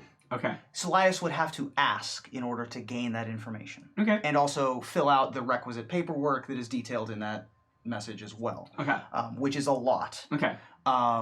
But it So seems like she's it asking- also will tell the people, or if they look into it, correct. you can find out that The other US relevant thing here is that this is essentially this email was sent from the records hall to the senator, and Lucien was BCC'd. So he did not ask for the information; the senator did. Interesting. Do you know of it at this moment? Is there a way to find out if Salias has asked? I suppose I could ask and see if he's requested any information about us, but I would imagine someone who's hiding his tracks wouldn't have done something so sloppy. What I'm asking more is if he has looked into who has looked into him. It's a backdoor way of finding out what he needs to know. I would be curious, and I would much appreciate information if it's possible to track it down. I will try that. We'll see what I can do. Yes, but I do think that it may be a good idea for, well, at least 3 of us, perhaps not Rock, to pay another visit soon to a dead reveler and maybe scope out more information, but... Hey, also, I mean, everyone else seems to be ignoring it, but if some of the newspapers were trying to write up a piece on us, that'd be fine, right? I mean, we could have a profile in the papers. I'd love to do a bit of a personality piece, like what I eat, what I do. I suppose that they're going to do it anyway. I may as well feed them the story that I'd rather they print. So yes, I think that if you are going to speak with them, let me know, and I will let them talk to me. I'm just saying, if they want to know more about Astrock's an open book. Yes. Is he? Well, to an extent. Yes. In regards to the information about Mookie's remains, am I understanding that whatever did that to his head was elemental? That's what that is what Dax is implying here, I think. Here, I Okay. can show it to you if you'd like to read it yourself, but like I said, I can't get past most of it. Yeah, lots of very. It's like electrified, a little bit scorched still. Still has that like pickled onion. Still has that pickled onion waft for sure. Like she spritzed it with her perfume. You hear from the front room, "You gotta fight for your right to fight!" coming from the front room. The gruel party is here now. We gotta be Okay. careful when they play Rhythm of the Wild. Last time that started a riot. Yes, it's amazing how it's amazing how often Rock Shop happens during my karaoke night. Yes. Yeah. Well, I suppose we can plan on. When did you say that event was? It is on the 31st. However, they do request an RSVP by the 24th. Today is the 11th. Oh, it's a ways away. So you need to RSVP by the, let's say, the 3rd or the 4th episode, and then that would happen the 5th episode of this show. Okay. I suppose we can take a look. No pain in just stopping by, I suppose, but I think I would like... Are there any names on there that aren't us? No. As it in who is sent the only- letter or anything? I'd love to get some information from the Azorius about this. The only name on it is Zemek himself. And Well- So Zamek is the guild hall. oh, okay. So that is essentially the equivalent of the office of the guild master. That is the guild hall. It is located within the 10th. It is in Zonot 7. The prime speaker's name is not on the list. The Simic guildmaster's name is not on the list. You have the location, which is the Leaf Drake, I believe. You have your 4. It was addressed to you 4, and there are 4 tickets. And that is what you have. Well, I don't know about you guys, but I'd be interested in going. It's been a minute since I've had Simic food. There used to be a nice little place down near where I used to live, but it closed down about 10 years ago. Well, how is Simic food? It's different every time. Yeah, on the RSVP here, you actually have an option of land, wing, fin, or flora, depending on what you want. So there is a vegetarian option. Oh, ask the question about Simic food again. And what is Simic food? It varies from person to person. Yep. Oh. Get it? Because they changed Sorry, I've been Right. locked up for a It's while. mostly fusion. Yeah, mostly fusion. Yeah. Yeah. I'll do some digging about this event. I just want to be...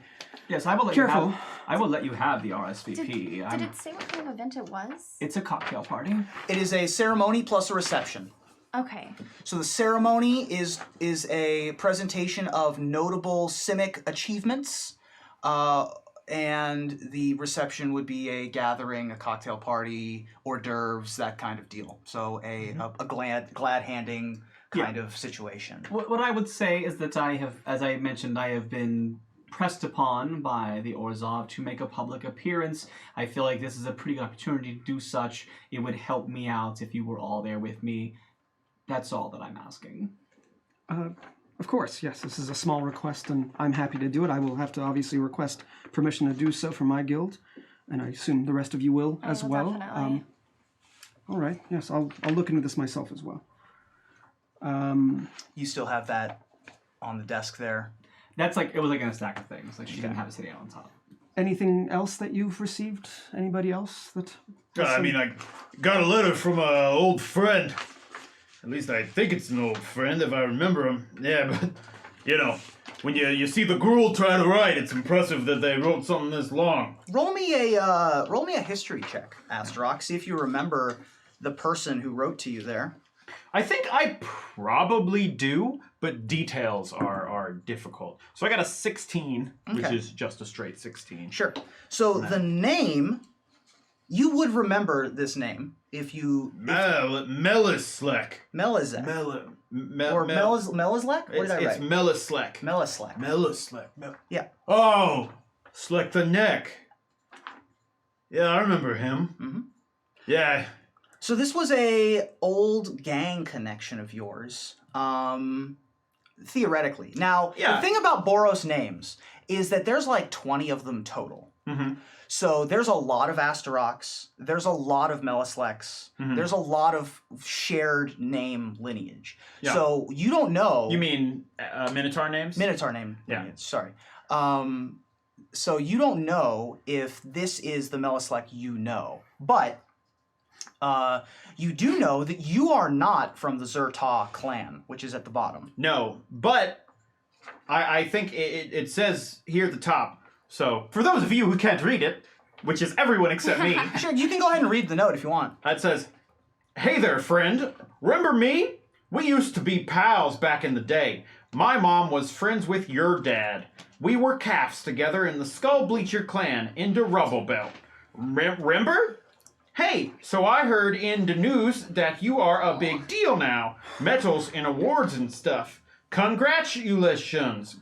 So, I was thinking, since we are bros and all that maybe, you could help me out. You know, for old team's sake. Even just a little would help. If it would make it easier, I could come visit.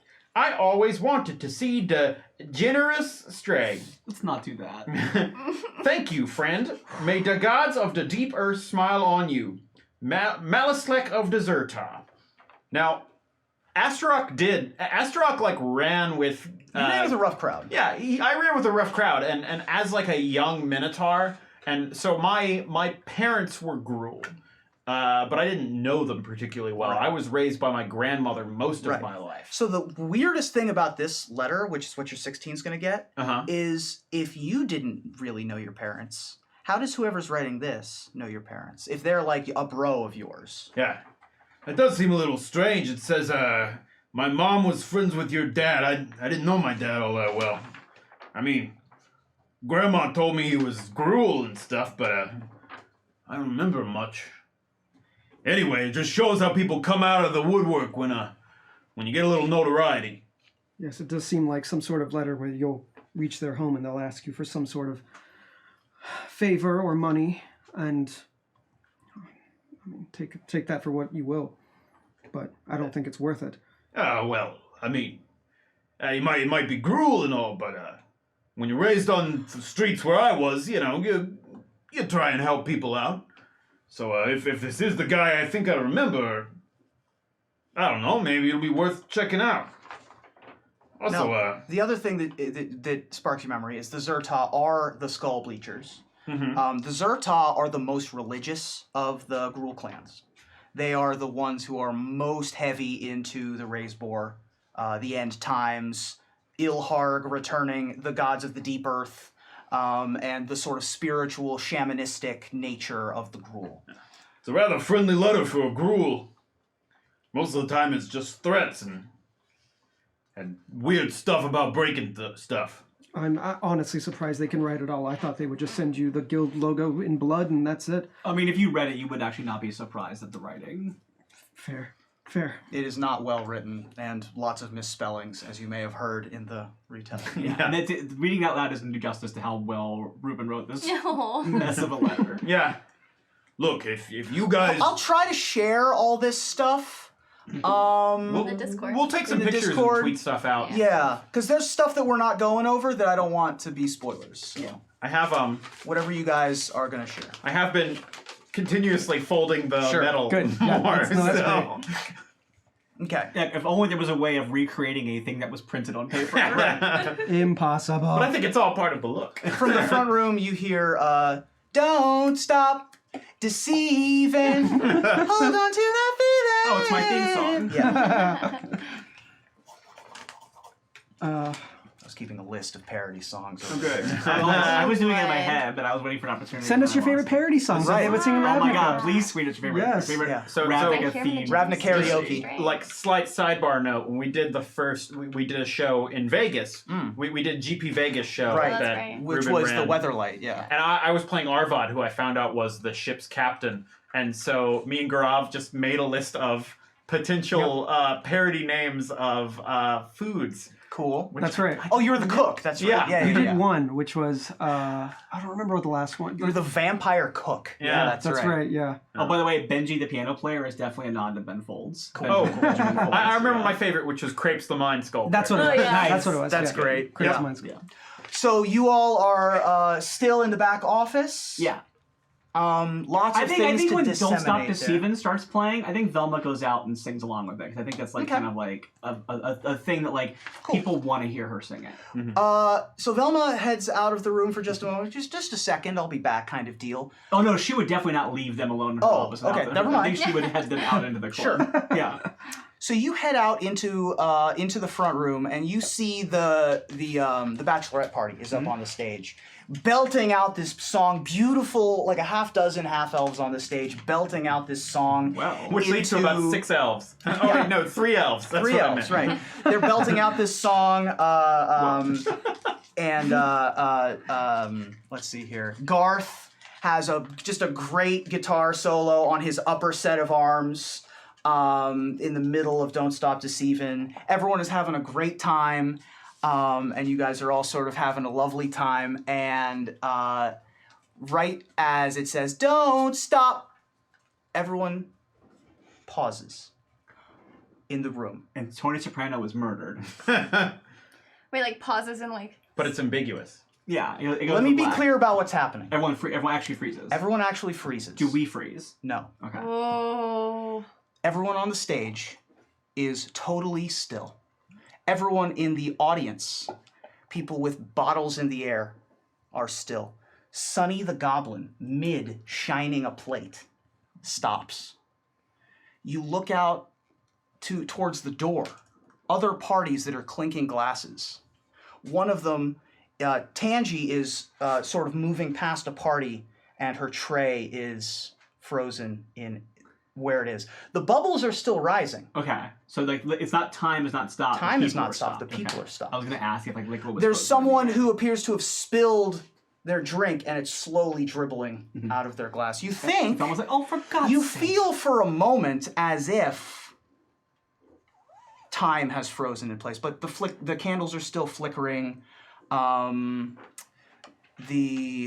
You look outside, the wind is still blowing those dead leaves down the street. But you look outside, and the people outside have stopped mid-stride. They aren't moving.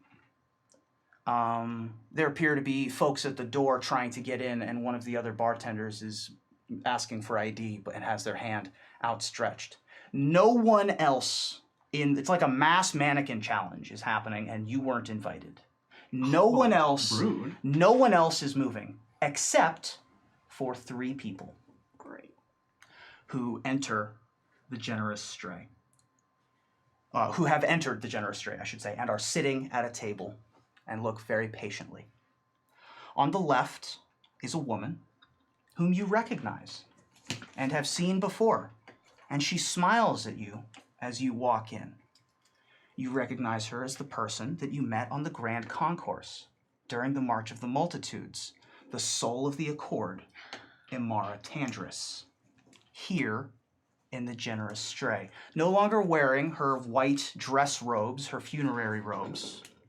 She now wears her daily regalia, which is a green flowing tunic that has white trim and wide shoulders that have sort of like banners trailing off of the back. Her large Celestian staff that ends in the symbol of Celestia leans against the table.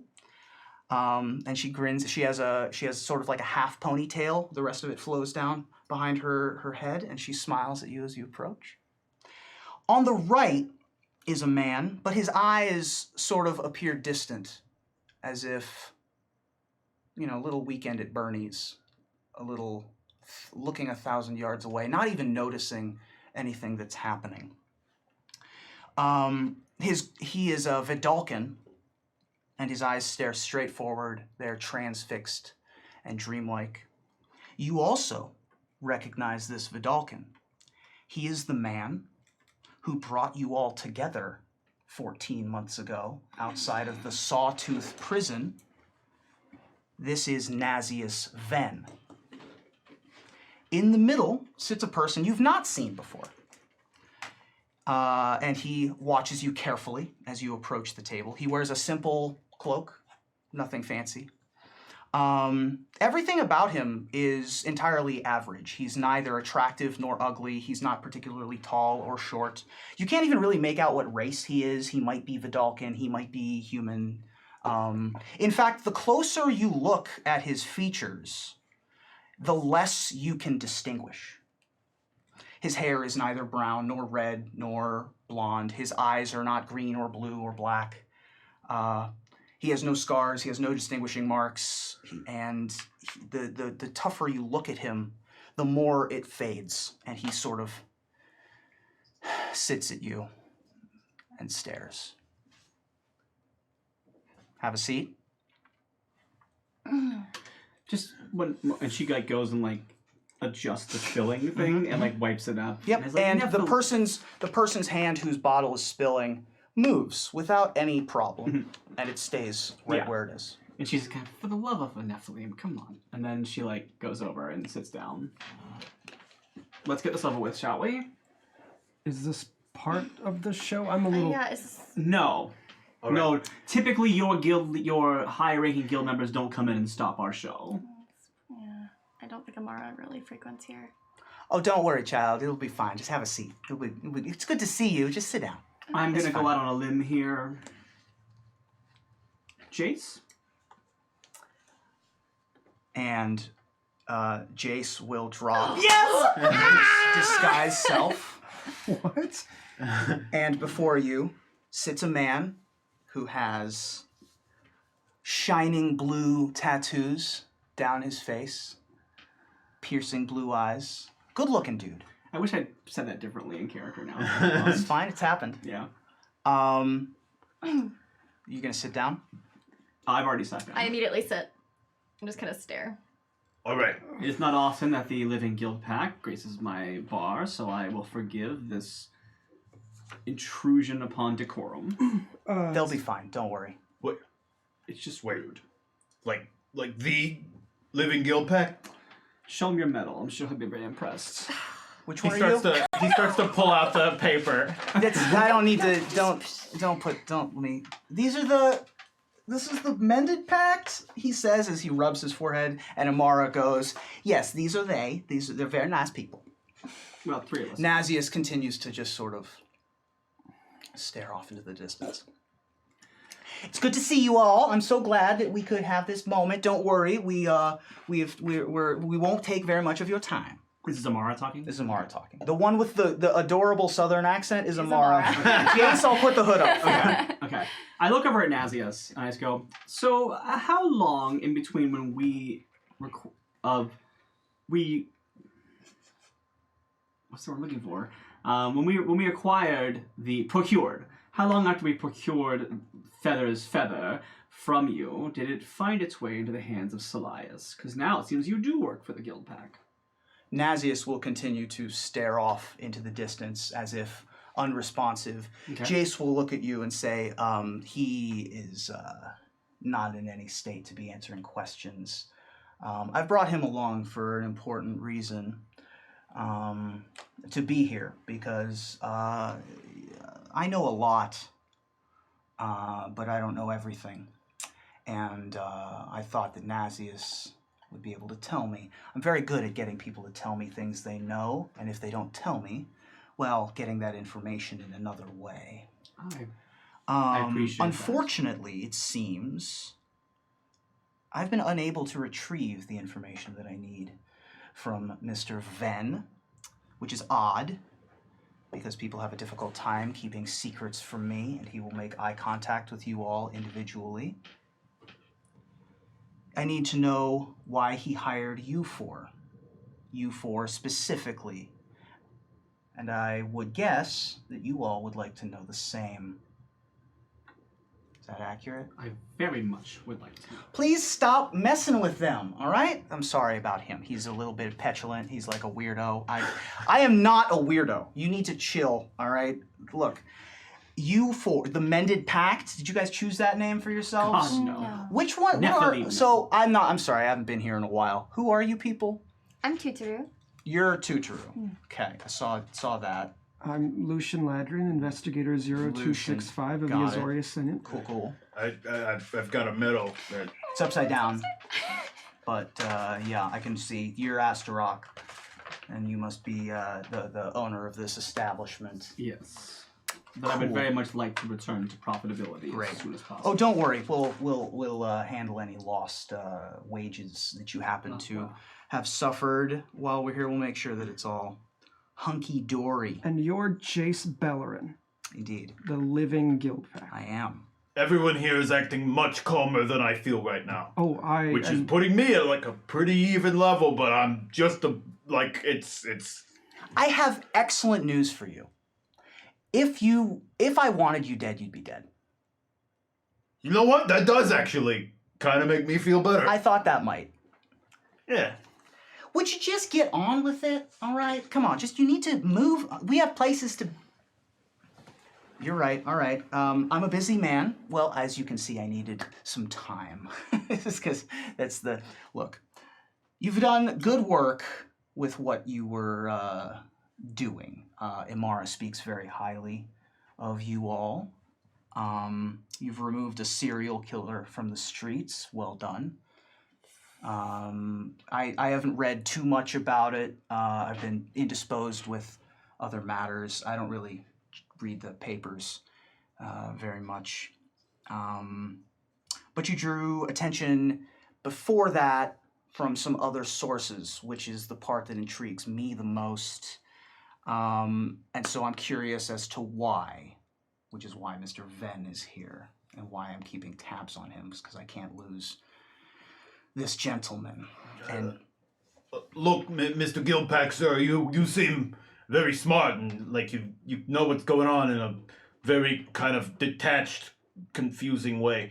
But I mean, the honest truth is, I don't know. I just assumed that they picked me because I was a nobody. well, you're not a nobody anymore. And it seems that you probably weren't a nobody to begin with. And I don't know why. Why they would target you. Why they would target you all specifically. I'm just an orphan, and I'll tell you what. Here's what's going to happen. I am going to make you an offer. You help me. And maybe, in the process, I can help you. I make things easier for you all to figure out whatever it is that you're trying to figure out, whatever your little projects are. I need help with my stuff, which, no offense, is much more important than any of you all. Oh, shut up, would you? Just give him the thing. And Jace will pull out of his cloak the following. Would anyone else like to? He will present it to the table and someone will take it.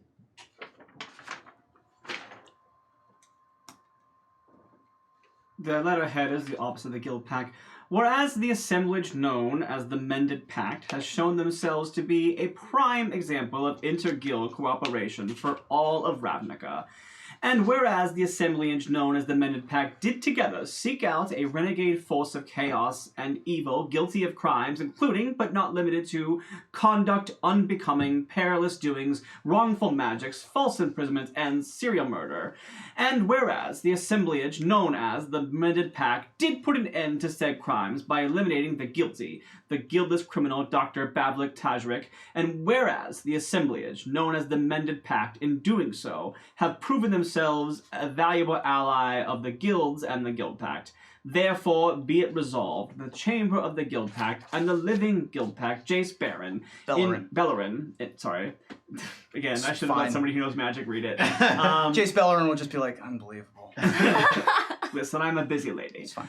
In conjunction with the Azorius Senate, Boros Legion, Orzhov Syndicate, and Silesian Conclave, do give official sanction to Arresta Lucien Ladrian, Syndic Velma Sweet, Evangel Tutu, and Wojak Astarok to operate, maneuver, and function as an official branch of the Chamber of the Guild Pact, granting appropriate rank and renown and bestowing upon each of them the title Guardian of the Guild Pact, resolved on this, the 11th day of Zuul, the year 1076, Zal Concordant.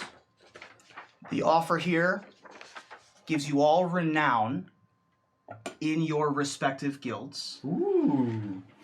Official promotions to Syndic, Wojak, Arrester, and Evangel.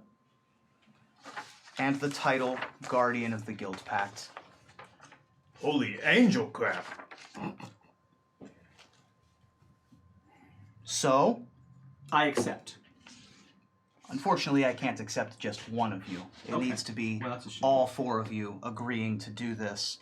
This is a big honor, if I do say so myself, being the Living Guild Pact and all.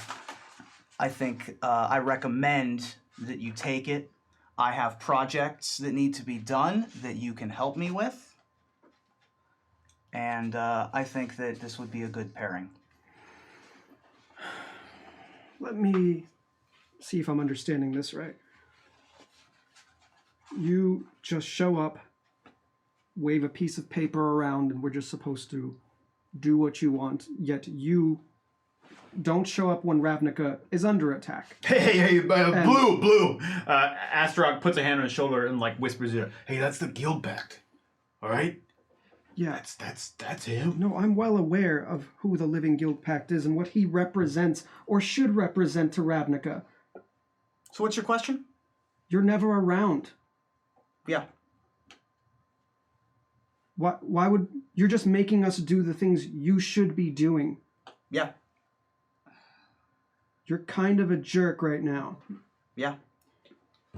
Dude, Blue! Don't call the Guild Pact a jerk.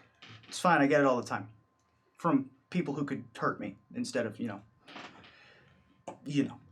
Oh, just be nice to them, all right? Look, I'm sorry for his behavior. He's a bit much, I get it, but he's in charge and he can't be here all the time. And so it would behoove you all to accept this, I think. Of course, it is your decision. And if you choose to decline, then, you know, it'll be like we were never here, if you catch my drift. We'll end up like your friend over there. No, I won't do. I mean, he's a special case. I would just. It would just be a recent thing. You guys wouldn't suffer any ill effects. You could be very useful to us, though. As you mentioned, I can't be here all the time. I have business to attend to elsewhere. My time is valuable. And certain projects need attention. And I need folks with particular connections and sets of skills and the proper drive to be able to solve those issues for me. Boots on the ground situations, you know what I mean. So if we agree to this, you will also assist us in our own projects. Sure, what you got going on? I have an investigation I could use some help with. Is this a group thing, or? It could be. Yeah, why not? I'm in. I mean, I'm not It gonna say depends. no. Depends on the details, but you know, can't imagine there's anything that you're getting into that's, you know, well, particularly dangerous What? for me. You insult me. No, I mean it's not. Look, I'm not trying to insult you in your I house. tease, It's I just tease. everywhere is my house. Well, So you want us to help you with your problems, and in turn you might help us with ours. what are we supposed to do if we need to contact you and you're not here? It's easy to get a hold of me. False. Totally false. Wait, And look. utterly false. Well, fortunately, should you accept, you will literally have my calling card. Look.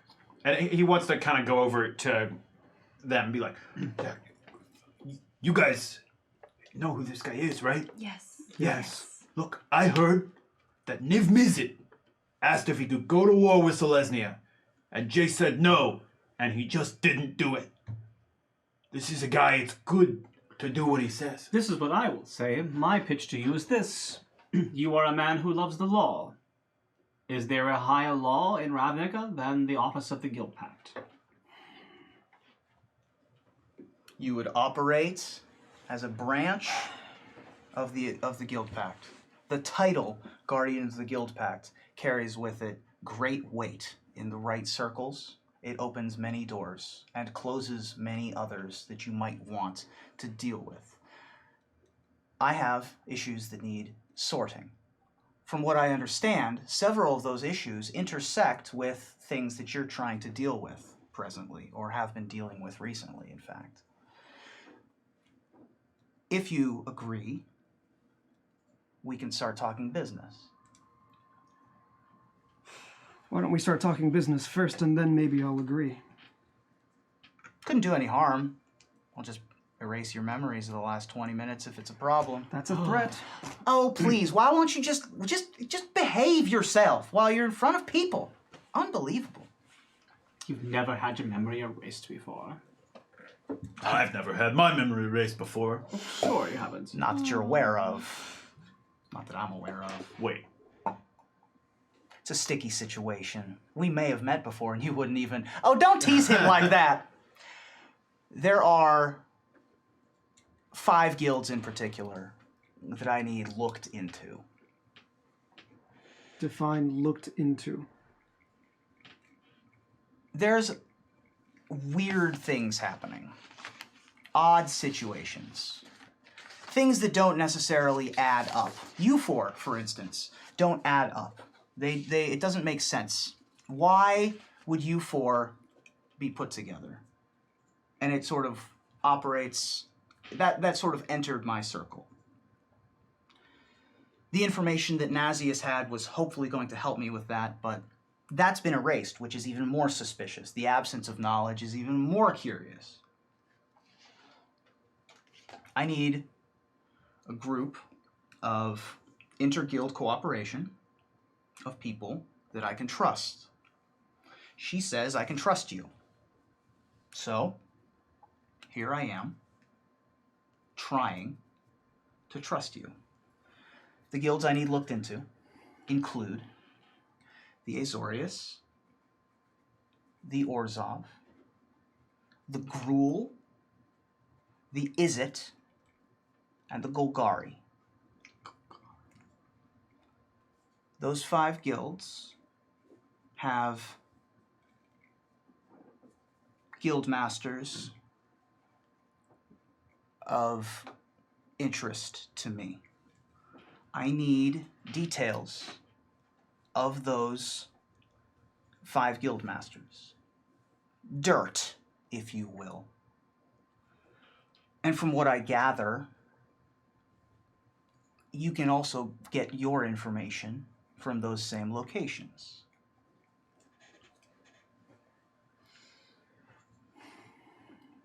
If there is corruption in the Azorius Guild, I'm sure...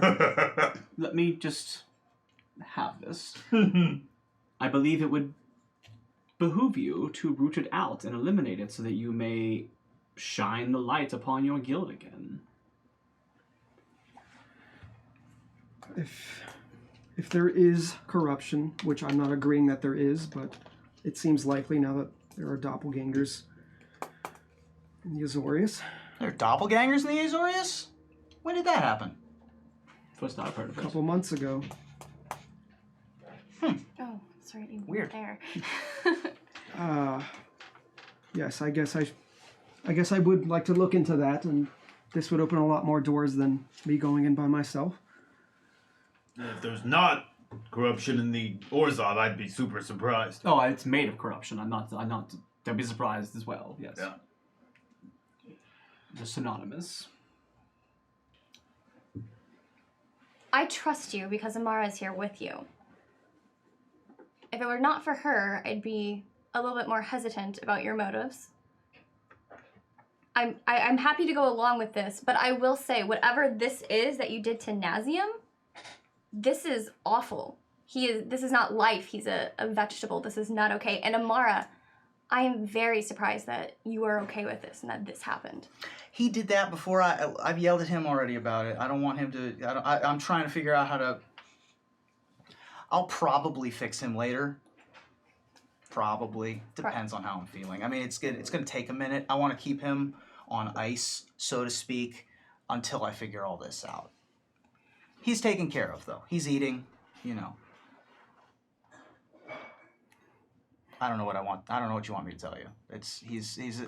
Look. There are things at play that are bigger than Nazius. There are things at play that are bigger than you. I'm inviting you to be a cog in the machine. My word is law on Ravnica. Guard the Guild Pact with me. Well, I do feel like we do a better job than you just by being here. So I like you. You're funny. thank you for this. I guess I will accept.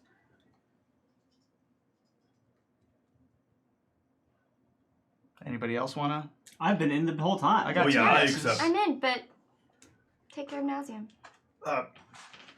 If you don't mind, I just got this, and What do you got there? it says that I've been promoted to sergeant first grade. But Right. with this, could you, I don't know, like scratch it out, write Wojak, and just sign? I'll get you a new one. That one's pretty fancy. I mean, if you want me to change that one looks like it's signed by the war leader herself, though. Yeah, that's why I want to keep it. Yeah, no, that's cool. I like it. I'll get you something else. All right.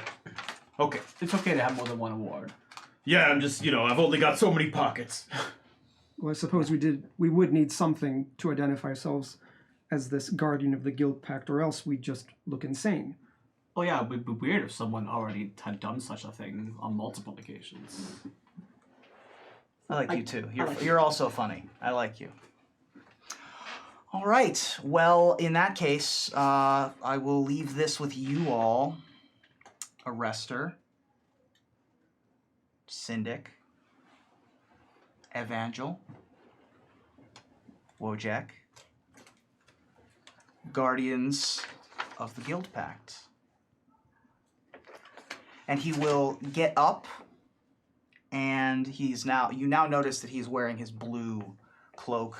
He is covered in the sort of silver insignias on his cloak. His facial tattoos, which bear resemblance, in fact, to other tattoos that you've seen before. Gruel tattoos. Similar to Bavlik's tattoos, in fact. The lore around Jace, you would know that he has Gruel tattoos. Velma, how about you make me a perception check? Okay.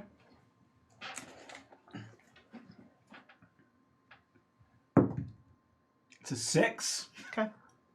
Yeah, you've seen tattoos like this before. Yeah.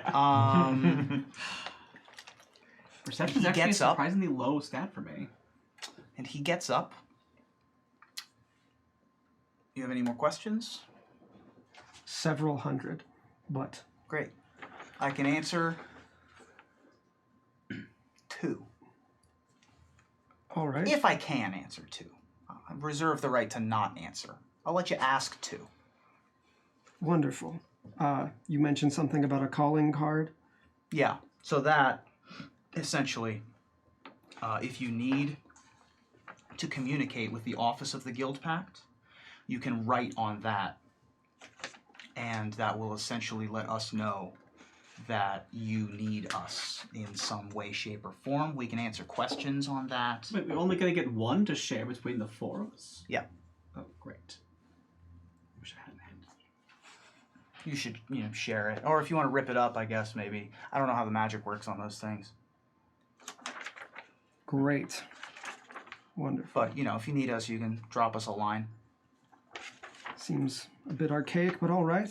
I suppose it's better than no communication. I mean, if you guys know sending, or you have another way of sending a missive of some kind, you can communicate with the chamber in that way. You can always stop in at the chamber of the Guild Pact, right at the end of the plaza.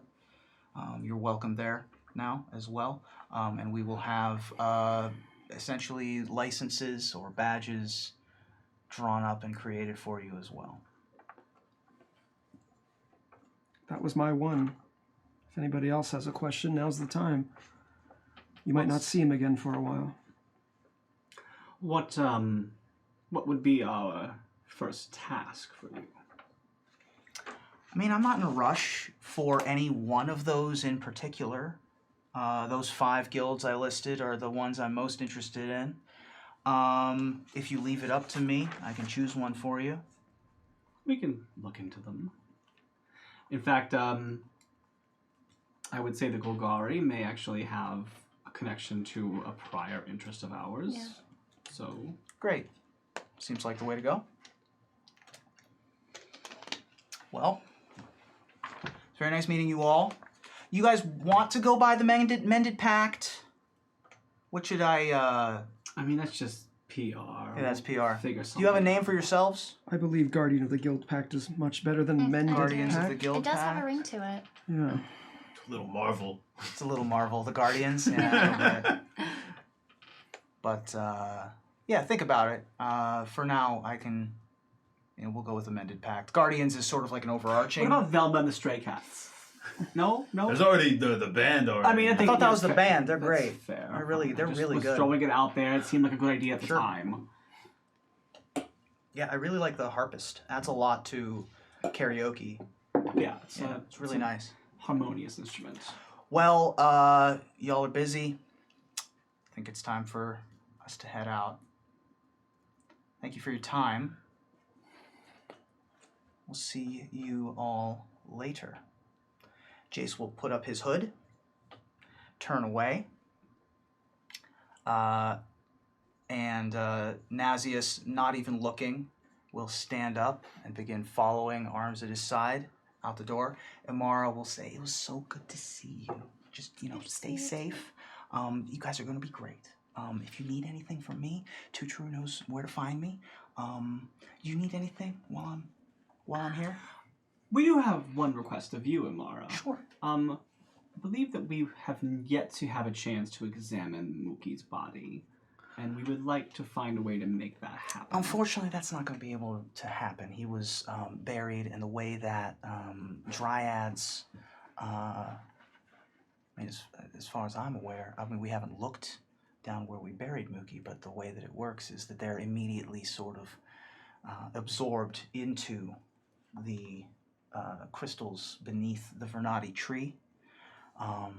But perhaps the Office of the Guild Pact could have means to investigate that space Potentially. nonetheless. Sure, yeah. You'd have to handle that yourself, though. I can help grease the wheels there. Let's grease some wheels. But I'm not the guild master. You would have to seek an audience with the Trostani themselves, which can be a little bit of a chore. They are a bit discordant at the moment. And so that may be an issue, but I'll do my best.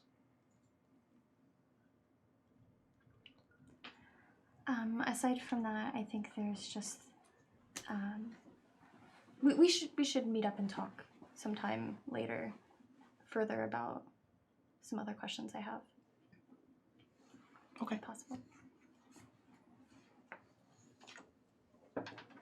And she will clasp your hands and say goodbye. I love this thing that you got. This is very nice. Thank you. And does it have pockets? It can if I want them to. Mine has pockets. I like mine. And she will turn and leave as well. And as the door slowly closes, believing. Hold on to that feeling. And the All right. party continues, and you are all in the middle of karaoke night. I'm gonna need a quick confirmation that time stopped and we met the guild pact, because there's a pretty Wait, sorry, serious what? chance I had a severe stroke. I'm sorry, what are you saying happened now? All right, I'm gonna seek medical attention. Okay. No. No, I'm just teasing you. Okay. But also, so- let's maybe not declare that loudly in a room full of people again, just in case. Oh, they can't hear over the music. Okay. No, this document is very real, which means that encounter was very real. we should test it. Just write what's up on it. See if it's- just write you up. You up? I was kidding. Sup. You write. What do you write on it? I'll write, I don't even know what I should write. I'll write, hello, question mark. A response pops up. Greetings. May I be of assistance? That is all. Thank you. It's like the helpful pop-up chats on the website. It looks like you're trying to contact the guild pact. How can I help? We have to burn this thing. Ravnica Clippy. Yeah. So there you have it. Jace and Imara and Nazius are no longer in your presence. Okay. You apparently have some missions. He didn't leave any paperwork with you of any kind, any more details. So you can... Can't wait. I guess we should head to the... Perhaps tomorrow, it is nighttime now, we should head to the office of the Guild Pact and pick up our badges. It's not a bad Sounds idea. good. Maybe they will confirm whether this was all a ruse or not, because I find it a little hard to believe. Well, we have been tricked before in this exact manner, so I don't blame you for that doubt. True. Hey, Yeah. wait, there's one thing I think we should talk about. Look, Blue, I know you're not the sort to really deceive exactly, but I believe that's illegal, so no. well, Jace asked us to investigate your guild.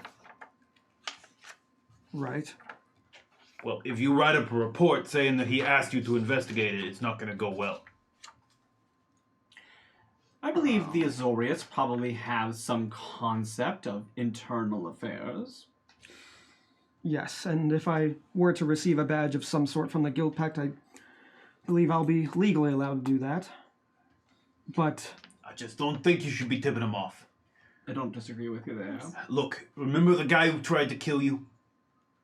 which one? The one who just tried to kill you and not the rest of us. Yes, I do. Yes. I see what you're saying. Yes, all right. So I just won't inform my guild that I am investigating them internally, and I will cope with myself dealing with that. I will just be okay with not telling them. You have to tell yourself that you are actually following the law by doing so. You're doing what's best. For your guild. If there is...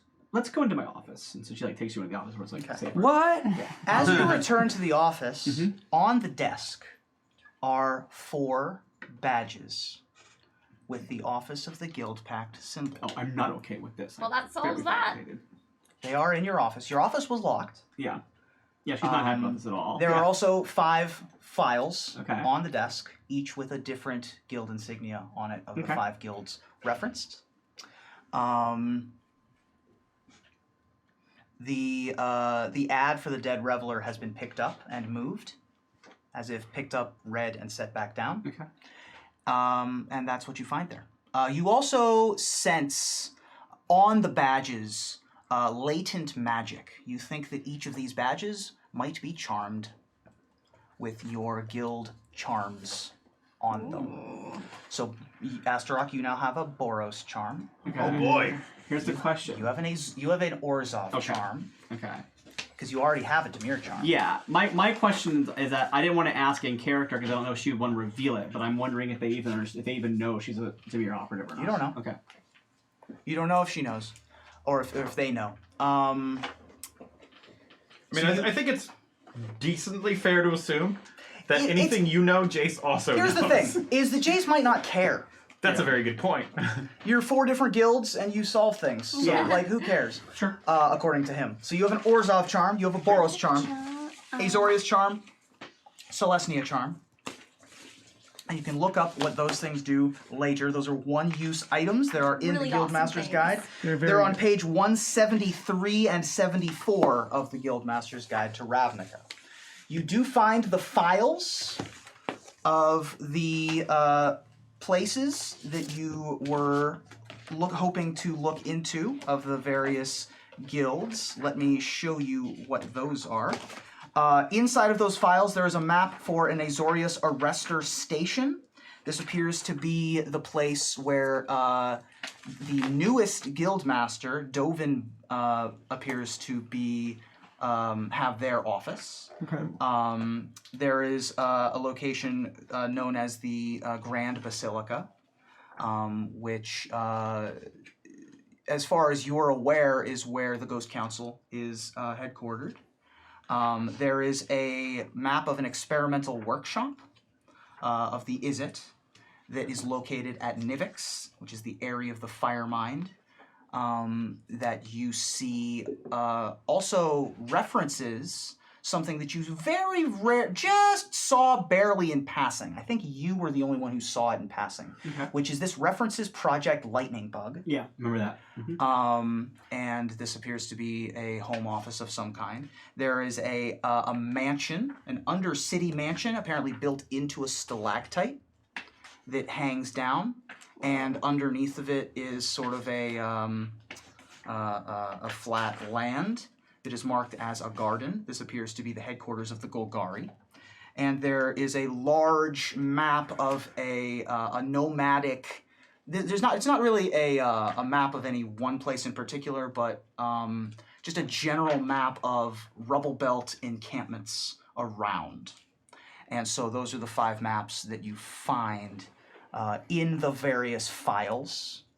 And those have distinct layouts. And if you want those layouts for yourself, everybody at home, you can go get the Maps and Miscellany pack.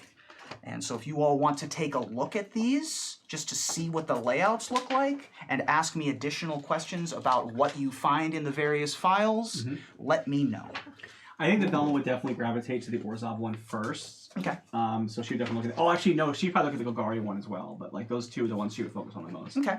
You're so Roll me, do me an investigation check on, choose one of them. I'll do the Orzhov one first because it kind of ties into her investigation Cool. anyway. Roll the Orzhov one. Okay. Ooh, that's going to be a 19. And this is for the Orzhov. Yeah. So, interestingly, this does not reference the Ghost Council. Okay. This references someone else named Kaya. Okay. You are unaware of who Kaya is. You're not really sure why Jace is having Kaya be investigated, and there's no mention of the Ghost Council.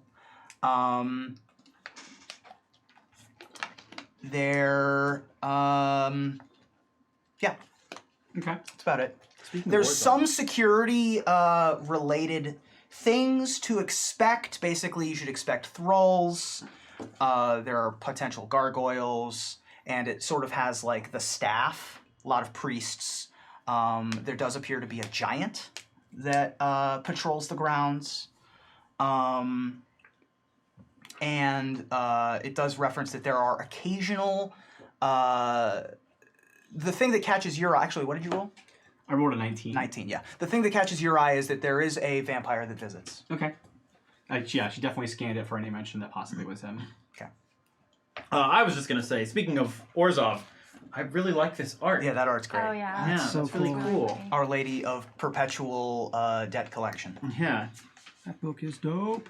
So that was the Orzhov Basilica. The map leads you to a basilica that is near, it's in Precinct 1, but closer to Precinct 6, sort of near the border there. Okay. Not a minor basilica, but sort of behind the main Okay. grand basilica in the center of town.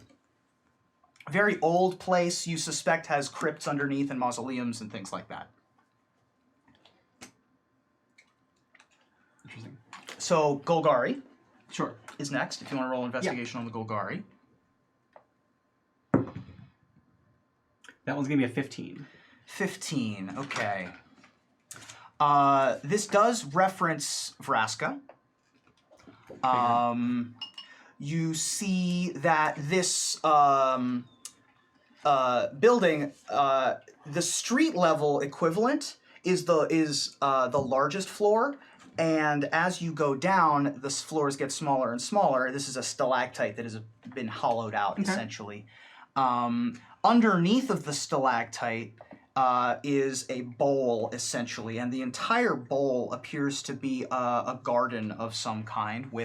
There is a lake in the middle of it, and in the lake there is a small island. But around the lake and on the island are mausoleums and statues, and it is referred to as the Stone Fair Court, which you've heard reference to before. Yeah, that's where we are led to believe that the original perpetrator of the conflagration killings is statued, right? You rolled a 15 there? Yeah. Okay, that's what you Okay. get.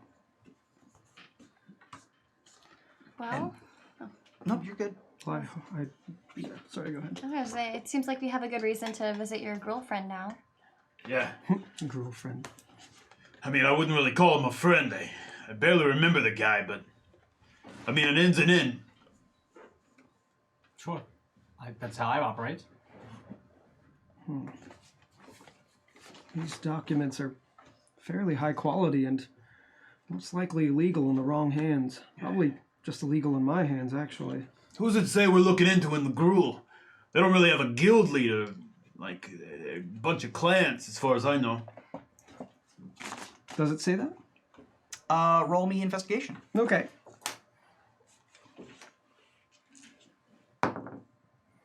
I got a 5 plus 4, I believe. So Yeah. a 9. So it does reference. It references two names. It references Domri Rod, who is a leader of, I believe it's the Scab clan.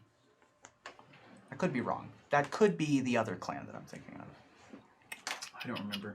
Correct me if I'm wrong. It's one of the two major clans that Domri is the leader of. Domri is a young human. Is he a Ravnica native? Out of that's a character, good yes. question. Out of character. Yeah, Out I of just character, couldn't yes. remember. This is all out of character. Domri Right. Rod is a planeswalker born on Ravnica, is Gruul, and part of the Gruul awakening ceremony is to be buried alive. Domri woke up from that, Black Panther style, in Zendikar. Nice. Oh. And so that's how they discovered that they were a planeswalker. Anyway, Domri Rod is a human, as far as you know, and is a human. I mean, and has a great affinity for the beasts and the boars. Is often seen, and it makes note that Domri is very often astride a large boar. There are also other clan leaders of various types referenced as potential ties. It references someone named Nikia, Nikya, who is the current leader of the Zerta clan. Nikia is a centaur and is a shaman mage of some kind. And yeah, what did you roll? A 9. That's about it. You would know who those two people are. Great. So a child and a centaur are leads for the Gruul, which And I there's no suppose- other details on the map that you can really make out. I mean, the map is almost indistinguishable as far as you can tell. There are dots of like locations, and that's about it. Okay. Yeah, well, this guy's part of the Zerta, so if we're trying to investigate them, it might be a good way to start. Makes sense to me. Yeah. Yeah. What does it say in the Azorius? So what people of interest does it say? You If can any? roll investigation at advantage because this one's Azorius. This one's me. Wait, why didn't I get it? Yeah, you probably should have. Well, you're Well, not. I You're rolled not nine- Orzhov. But I rolled- mean, I am in the Orsa. That's true. I probably could have given you I did get advantage on that 19, one. so You I'm got a kind of okay 19. with All that. right. I Sorry. rolled real crappy. 7. 7. Oh, come on. What kind I'm of just so investigator are you? frazzled. You're about- frazzled by the fact that the Azorius appear on this list and that Jace is looking into them and that you've been forced into this role of internal investigations. Yeah. Which, as a cop, you don't like internal investigations particularly much. They turn everyone against you. It's not a great spot to be in. You do see Dovin Bond referenced. Dovin Bond is of Adalkin, and has recently taken over for Isperia, who was the Sphinx guild master. I think I was a until big very fan of recently. Asperia too. Yes, you were. Yeah. Does not detail much after that. Just the guildmaster. And it doesn't detail much of this particular arrestor station, just that this is the arrestor station where Dovin likes to be. Okay. It is one of the older stations. Okay. And you can tell by the location, just by being in Azorius, that it is closer to the western edge of the new Prof complex. Okay. Gotcha. So just the guildmaster. All right. Do we want to start with the gruel then? I mean, that's fine with me. They're generally pretty simple to find. Just walk through the rubble belt and wait for someone to attack you. As we learned, yes, that is how you find them. Look for a pack of wild boars. Getting a gruel to find you is easy. Right. Getting the right gruel to find you. Ms. V, do you know how this letter came in? Do you know who delivered it? It was handed to me with the mail that came to the stray. Yeah, it was collected, and was just there for you. You might want to ask Sonny. Yeah, maybe we can ask him how we can get in touch Sonny! with the guy who brought it. What? Come over here. I'm busy. I'm serving drinks. I'm your boss. All right, hold on. And he will finish serving whatever drink he's doing and sort of. What? Sorry. It's all What, right. Miss V? Hey, Sonny, who brought this in? This letter, where did it come from? Which one's the? Oh, this is the one. Yeah, I The like headache this one. because it smells like Velma. Oh yeah, All this right, one. don't be weird about it, Sonny. This one reminds me of home. Yeah. Yeah, it'd be so weird if someone was weird about a letter they carried around. Yeah, I don't know. This just sort of showed up in the mailbox. I don't I don't think I saw.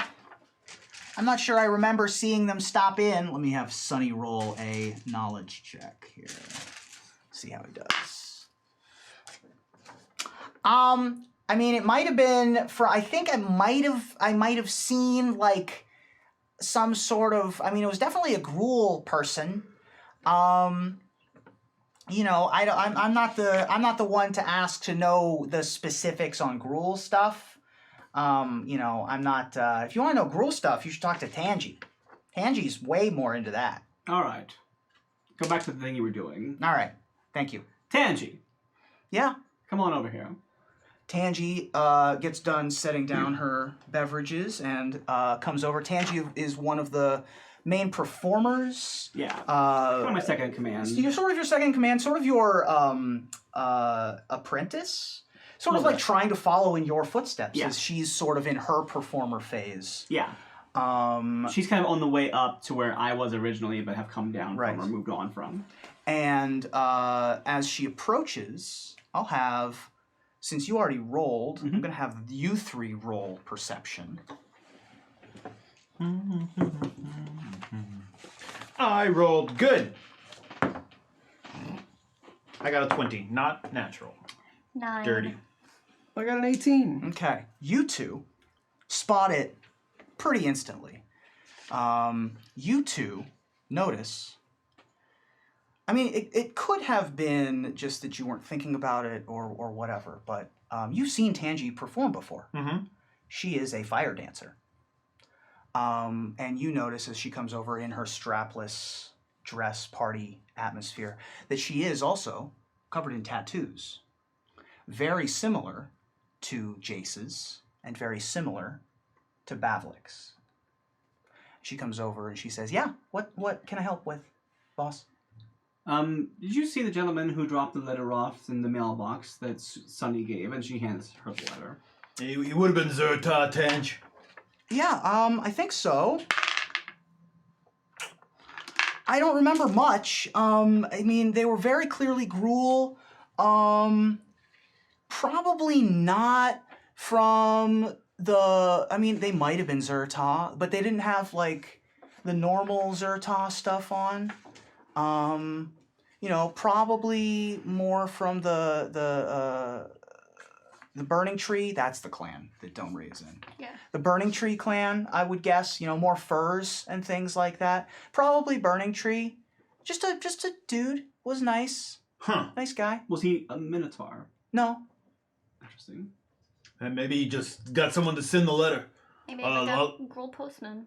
It's A possible. lot of gruel don't like to he was wander also into he was also like he wasn't dressed like a berserker or anything. He was looked like he works around here.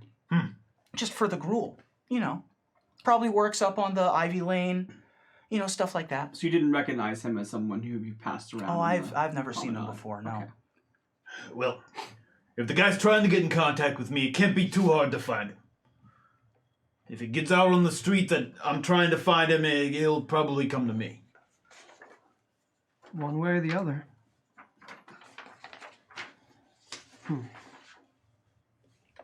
So I've crippled you all with choice now. So many choices. So let's go over what we have. Yeah. In terms of documents, I've given you 5 maps. Yes.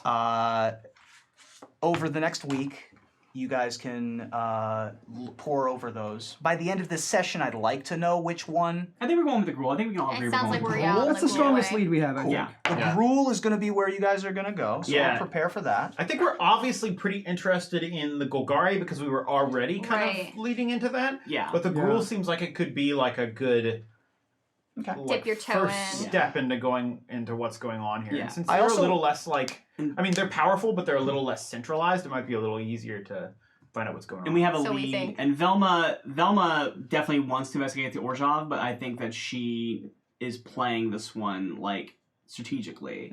She knows that they go right there, it'll tip the hat. So she wants to kind of like draw it out a little bit. Cool. Real quick, just so that we all remember, let's go over the documents that we all have Sure. and tell me who they end up with. So you have your award. So I think the most important document that I should go over, Of I can read course. this through again if you guys would like. By all means. I got a Medal of Honor from the Boros Legion. I don't know if I brought it up earlier, Yeah. but that's what Astra got. You have the Office of the Guild Pact Guardian's message right now. Secret teleprompt, yeah. You're also holding on to. Oh no, you have Yeah, the I'll access have letter. this. Okay, so that's the one you have right now. Evidence. I have the RSVP. So you have the RSVP to the Simic event. Yes. And she gave it to him because she's willing to let him hold on to it. Sure. I'll probably investigate this in between if I can, just to find out where it came from. You also have the letter from Dax. You have a lot of stuff. You also Letter have from your Dax, letter from the IIRC request. Yes, I have that. Which and has then all of the information on there. and then I have the Diary of Dr. Bablik, but this Right. is the evidence, right? That's in. So the Diary of Dr. Bablik is in evidence. The knowledge that you have there is what you learn Great. from it. So Okay. I'll count that as your notes, essentially. Gotcha. If you want to learn more from that diary, which was Sirku's journal that later became Bablik's journal, you would have to go get it. Okay.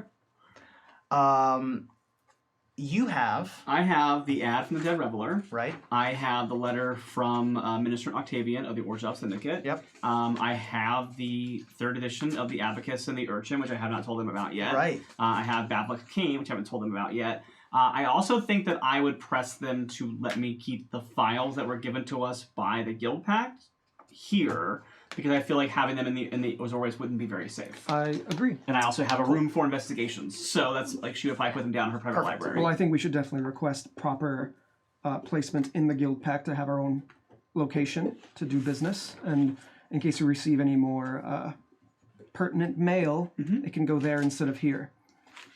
Perhaps. Okay. You also have the invite from the Simic as well, right? He has it. No, I gave it to Oh, him. okay. Because I'm going to look into if this event has happened previously and what it's about and who sent it, and if I can. I think that's it, right? For documents? Yeah. Could I have a copy of the report you have on Ministrant Salias? Yeah. Although I can't give you this without giving you the other stuff. I'm just going to give it to you and pretend you don't know the stuff about yourself. I would assume you made a copy of it later. Oh, so, yeah. These are 4 separate papers Yeah. But that one just has the last two. Yeah, for I sure. can give you the other half too, actually, just to keep those together. Okay. No, you go ahead and keep it. I'll have Ruben send me an email of it. Sure. Okay. Making me a copy of it. So in character, you do let her read the information on On Selias. Selias, Yeah, yeah. not on anyone else though. On everybody except herself. Yeah. Okay. Yeah, I just didn't want her to know that I was. She asked you for a investigating. copy of the report on Selias, so if you went to make a copy and gave it to her at a later date, she would accept that. That would be fine. That's cool. Do you think that if you saw, let's chat about this. Do you think that if you saw the thing that you saw, that you would react in any way? I think that she did react, but I reacted as I was looking at it. I reacted how she would react. I kind of like looked at it and kind of like arched an eyebrow and then kind of didn't acknowledge it in the moment. Okay. Yeah. Sorry. Lucien, Mm-hmm. I would have you roll an insight check. This is going to be a very high. Actually, this would probably be opposed. What do you think? I would oppose it. Let's decide this. What do you want to do? Let's workshop this. How would you like to handle this? I mean, I'm not. I can either set a really high DC or it can be opposed. Because you're Set a really high DC because I think that like she reacted, but that's a lot to read into a reaction. 'Cause I think that she. You could. This is to notice that there was a reaction. Yeah. Okay. Roll. The DC is going to be like 18. Cool. Not really high. Wait a minute. Let me react. Well, what's your? Can I roll deception? When I roll deception? 18's pretty high. Okay. You can roll. So yeah, let's do opposed. You I'm can gonna roll say- deception. I'm gonna say. 18's pretty high. So what's happening? So go ahead. This is when you were reading which document? Just reading just the and to file. see if you Yeah. notice Great. her react to the file. Okay. So I have a 28. Right. Yeah. Well, Cool. she gets a plus 10. So. Yeah, I rolled an 18 for my plus 10 deception. Cool. I got a 9 plus 7. Plus 29. So you would have been 9 18 plus 7 anyway. would not have made. Yeah, Cool. it's a high. It's a pretty high DC. I blinked and I missed it. So you have reacted to what it is. It doesn't seem like anything's particularly out of the ordinary. Everything seems on the level here. Yeah. Are we ready to do business? This was officially? earlier too. This was Yeah, earlier. Yeah. This was way back when you showed me that file the first time. Sure. So I would like to talk about this advertisement. Sure. So have you had a chance to look at Yes. the advertisement? Yes. Would you have any thoughts? I think that she mentioned it a little bit in the conversation. She asked Lucien for help to investigate Selias. So I'll say the audience, I think, should be let in on this. This is fun. Ruben did a really cool thing, and so I want to share this. He wrote me up this advertisement, which we can post later on his Twitter and Discord. It's an ad for Dead Reveler, which is not something Velma would have gotten at Right. So at the Dead Reveler isn't just going to hand out advertisements over here in the 1st and 2nd district. Yeah. Not This is to a- mention to a like almost direct competitor. Yeah. Yeah. Yeah. And one that you guys went to and stole something from. Right, So this is right. a weird thing to show off. So when she first got it, she assumed it was a threat from Selias. But then as she read it, it's actually instructions to her from the Demir. And there is there's two codes happening in this. There are some words which are written in thieves' cant, and there's also a set of letters that are capitalized throughout the document. So I sat and went through it a little bit while we were playing, and when you guys were doing other stuff, I was decoding it.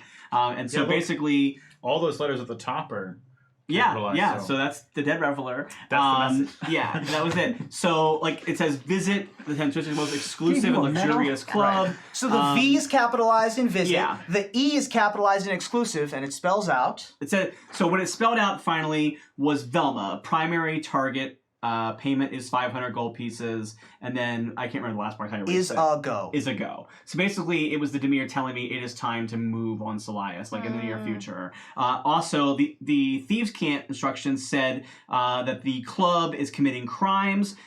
Guildsman of high standing has been given the death sentence, kill 500 gold pieces. So at this point, a death sentence has been put out on Selias. All right. So this is instructions so- from my guild to kill Ministrant Selias. He's like fair game now. Yeah, Yeah. Like the evidence they have is strong now, or at least as far as the Demir are concerned, this is going from an investigative situation to an assassination. Why couldn't you just share that with us? That's legal. That makes it legal. I'd be like, yeah, go for But it. she's now. going to. You're all But good. well, what happened? I don't know if you caught this, But in the middle of all this happening, someone stopped time in the clock. Right. Oh yeah. Also, So she will talk to you about it, but she wanted to like make sure you were on board first. I got you. I feel like everything that Amir does is legal-ish. yeah. I guess So we're- But in We're Ravnica, the guild rules. That's law. We're getting So- close to the end of the session. It seems like we have a plan for next week. What else do we want to wrap up before we go? Do you want to talk about any of the documents? Do you want to have any other conversations? What that I can think of. No, I don't got anything. I Anybody don't else? have anything. Well, I think in general, as excited as Astra is about it, he's starting to suddenly feel pretty nervous about being a Wojek, because that's not just like, oh, you got a higher rank. That's like being put into the Boros CIA. Like that's a very specific. Like it's a lot of responsibility, and it's got a lot of prestige behind it. But like this is not something Astra expected at all. Like so. Yeah, So I will just say- gonna go over with the guys. That as the night is coming to a close, the bachelorette party gets out safe. It's close to the middle of the night. You all are getting ready to head home. I mean, the place doesn't really close so much. I mean, yeah, it has like off hours. One thing I would ask at one point, did you tell us when you got the files that they were sent from a senator, or did you say they were sent from your mother? I showed you exactly what it showed on there, so it did say from Senator Ladrian. Yeah, so I would, at one point, as the night is winding down, I would just say, did they mention when you were at New Prov that your mother is a senator? Did who mention? Astaroth. I believe he was very giddy about it. I thought it was pretty neat. So this is your mother. Your mother's a senator. She is. Interesting. Does that change things between? I mean, Us? I've known that forever. Yes. No, I meant this is your mother's name. This.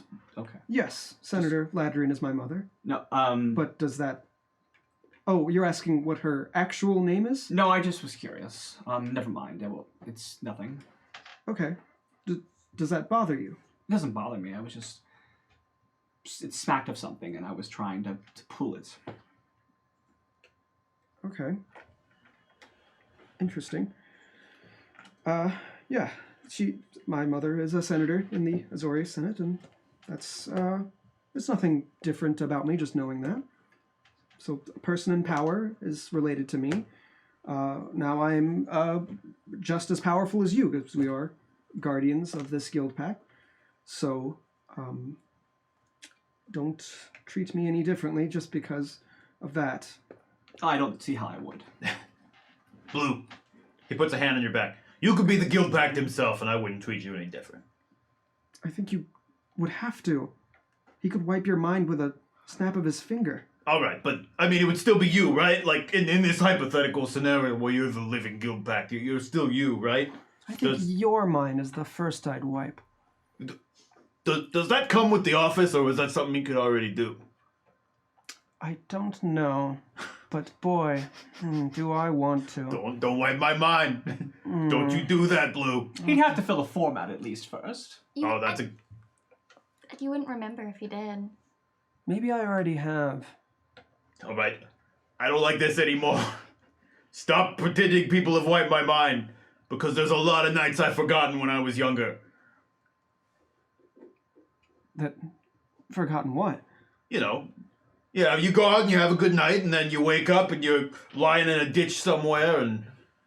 Well, hopefully you didn't do anything illegal in that time. Just to mess with you, Velma just like leans forward and pulls like a thought strand out of her head and just looks at you and looks at it and then kind of like crumbles it up and throws it away. Velma, can you wipe Blue's mind? Is that a thing you can do? No, I mean... I don't remember. You know, just childish good times, basically. I'm just having a laugh. I would never wipe anyone's mind. That is a punishment that is far too cruel for anybody. Oh, At okay. least I think so. All right. So as the night is winding down and tables are being wiped down, what are you all doing in the club as things are happening?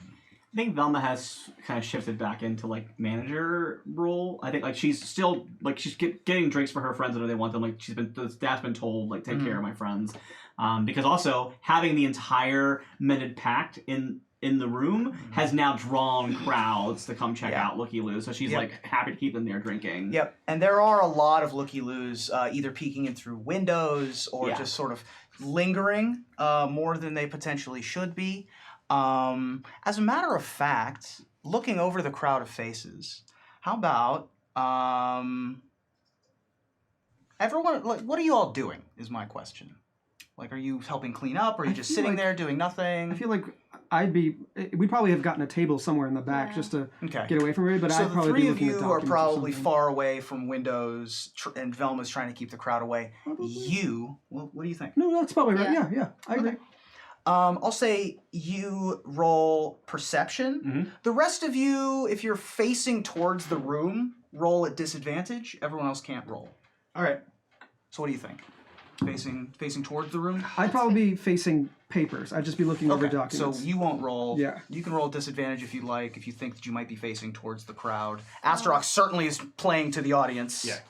Well, I think your new pen pal. I think Astaroth, Hey. despite still kind of being like, "Hey, how's it going?" when people like notice him, is kind of pulled back a little bit. Okay. But he does keep his back to the corner. Yeah. Like, As that's a natural Boros reaction. because he's still also technically the bouncer, right? So. Oh, sure. Yeah.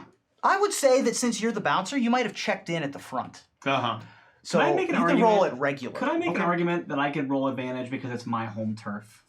Sure. Cool. I think that that's fair. I think that having home field advantage, you can roll at advantage I there. feel like Velma knows all the nooks and crannies. That's literally home field advantage. Ravnica is my home turf, so... Oh, well, my I'm level gonna was do it. higher anyway, so it doesn't matter that I fought for that. So I would say just roll regular there, Astaroth. I got a 5. Yeah, 11's not going to do it. I'm distracted. Lots of faces in the crowd. Lots of loving people, lots of adoring faces, lots of autograph requests, lots of people coming forward asking for information. And for the audience at home, what they don't see is a familiar face of a woman in a cloak who turns and walks away. And that will be the end of tonight's session. All right. That was fun. That was fun. I hope that no combat was all right for that one. Can I ask you how annoyed you were when I guessed that it was Jace immediately into the scene? I'm not annoyed. I just didn't foresee it immediately playing out like that. Yeah. But yeah, I think that it was gonna. You guys were gonna figure out that it was Jace at some point. Yeah. First 10 seconds was a bit much. I just felt like it was a Velma move to for sure. sit Just down call and it tell out. someone who they were to their face. Absolutely. I love it. But it was a big risk for Velma, though. Yeah. For sure. Because if you were wrong, Yeah. but it was worth it. Yeah. Oh my god. So we're I headed had to. no idea. I just guessed. It was shot in the dark. Nailed it. You nailed it. So we're headed to Gruel Turf next week, huh? Yeah. Exciting. We haven't been. Well, we had a fight in We Gruel passed Turf. through. Gonna check out some of my old stomping grounds. Oh, Yep, there it come is. on. We did it. Oh, I had to say it. We did it. Happy Rock Shop, leave the everybody. mouse. Thank you so much for joining us. I'll hold on to all this stuff. You guys can hold on to the letters if you want, although we should take photos of all that so that we have access to that later. Thank you so much for joining us for the season premiere of The Broken Pact. You don't have them saved on your computer somewhere? I don't know if I have those continue. anymore. I might have put those on the same doc and then like wrote over them. I don't know if I saved those.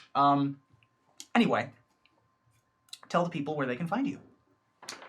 My name is Jordan Pridgeon, and you can find me on Twitter at Jordan Pigeon, spelled like the bird there. You can also find me on Friday nights. I'm on Wildcards on twitch.tv/savingthrow show. Skipped a day. What? Skipped a day. Tomorrow. Yes. And on Tuesdays, I'm on twitch.tv/officialpaizo, also produced by Saving Throw Show on Starfinder Deepwater Deep, where I play a big lizard instead of a big cow. Nice. Yeah. Sensing a theme. I love baseball. I've noticed similarities myself. And then, of course, as I mentioned, on Fridays, I'm part of Wildcard, Saving Throw Show's Savage Worlds show, and we are a couple episodes into our new campaign, which is based in East Texas University. It's fun. You can find me on Twitter at Riley J. Silverman or Instagram Riley Silverman, and I actually have 2 other big role-playing things happening this week.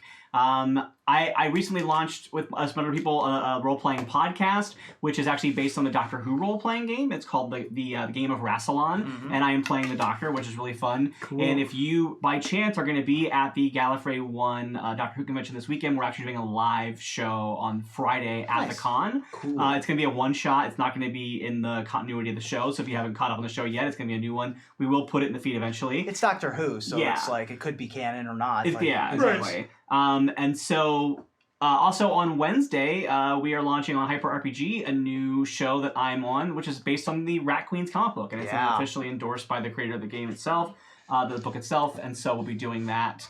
And I'm really excited about that as well. So I won't be there for the first show because I have a Doctor Who convention to go to, so I have a scheduling conflict, but it's going to be really awesome and really fun to do. Yeah, great.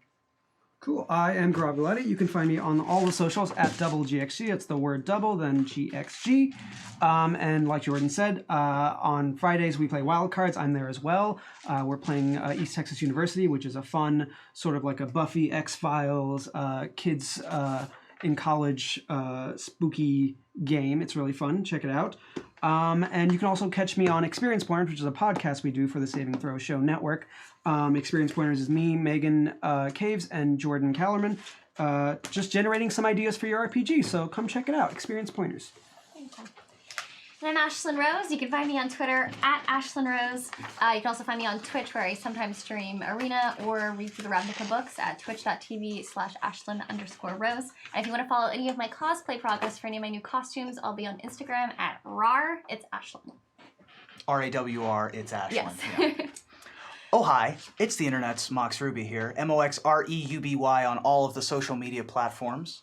You can follow me on Twitter, Twitch, Snapchat,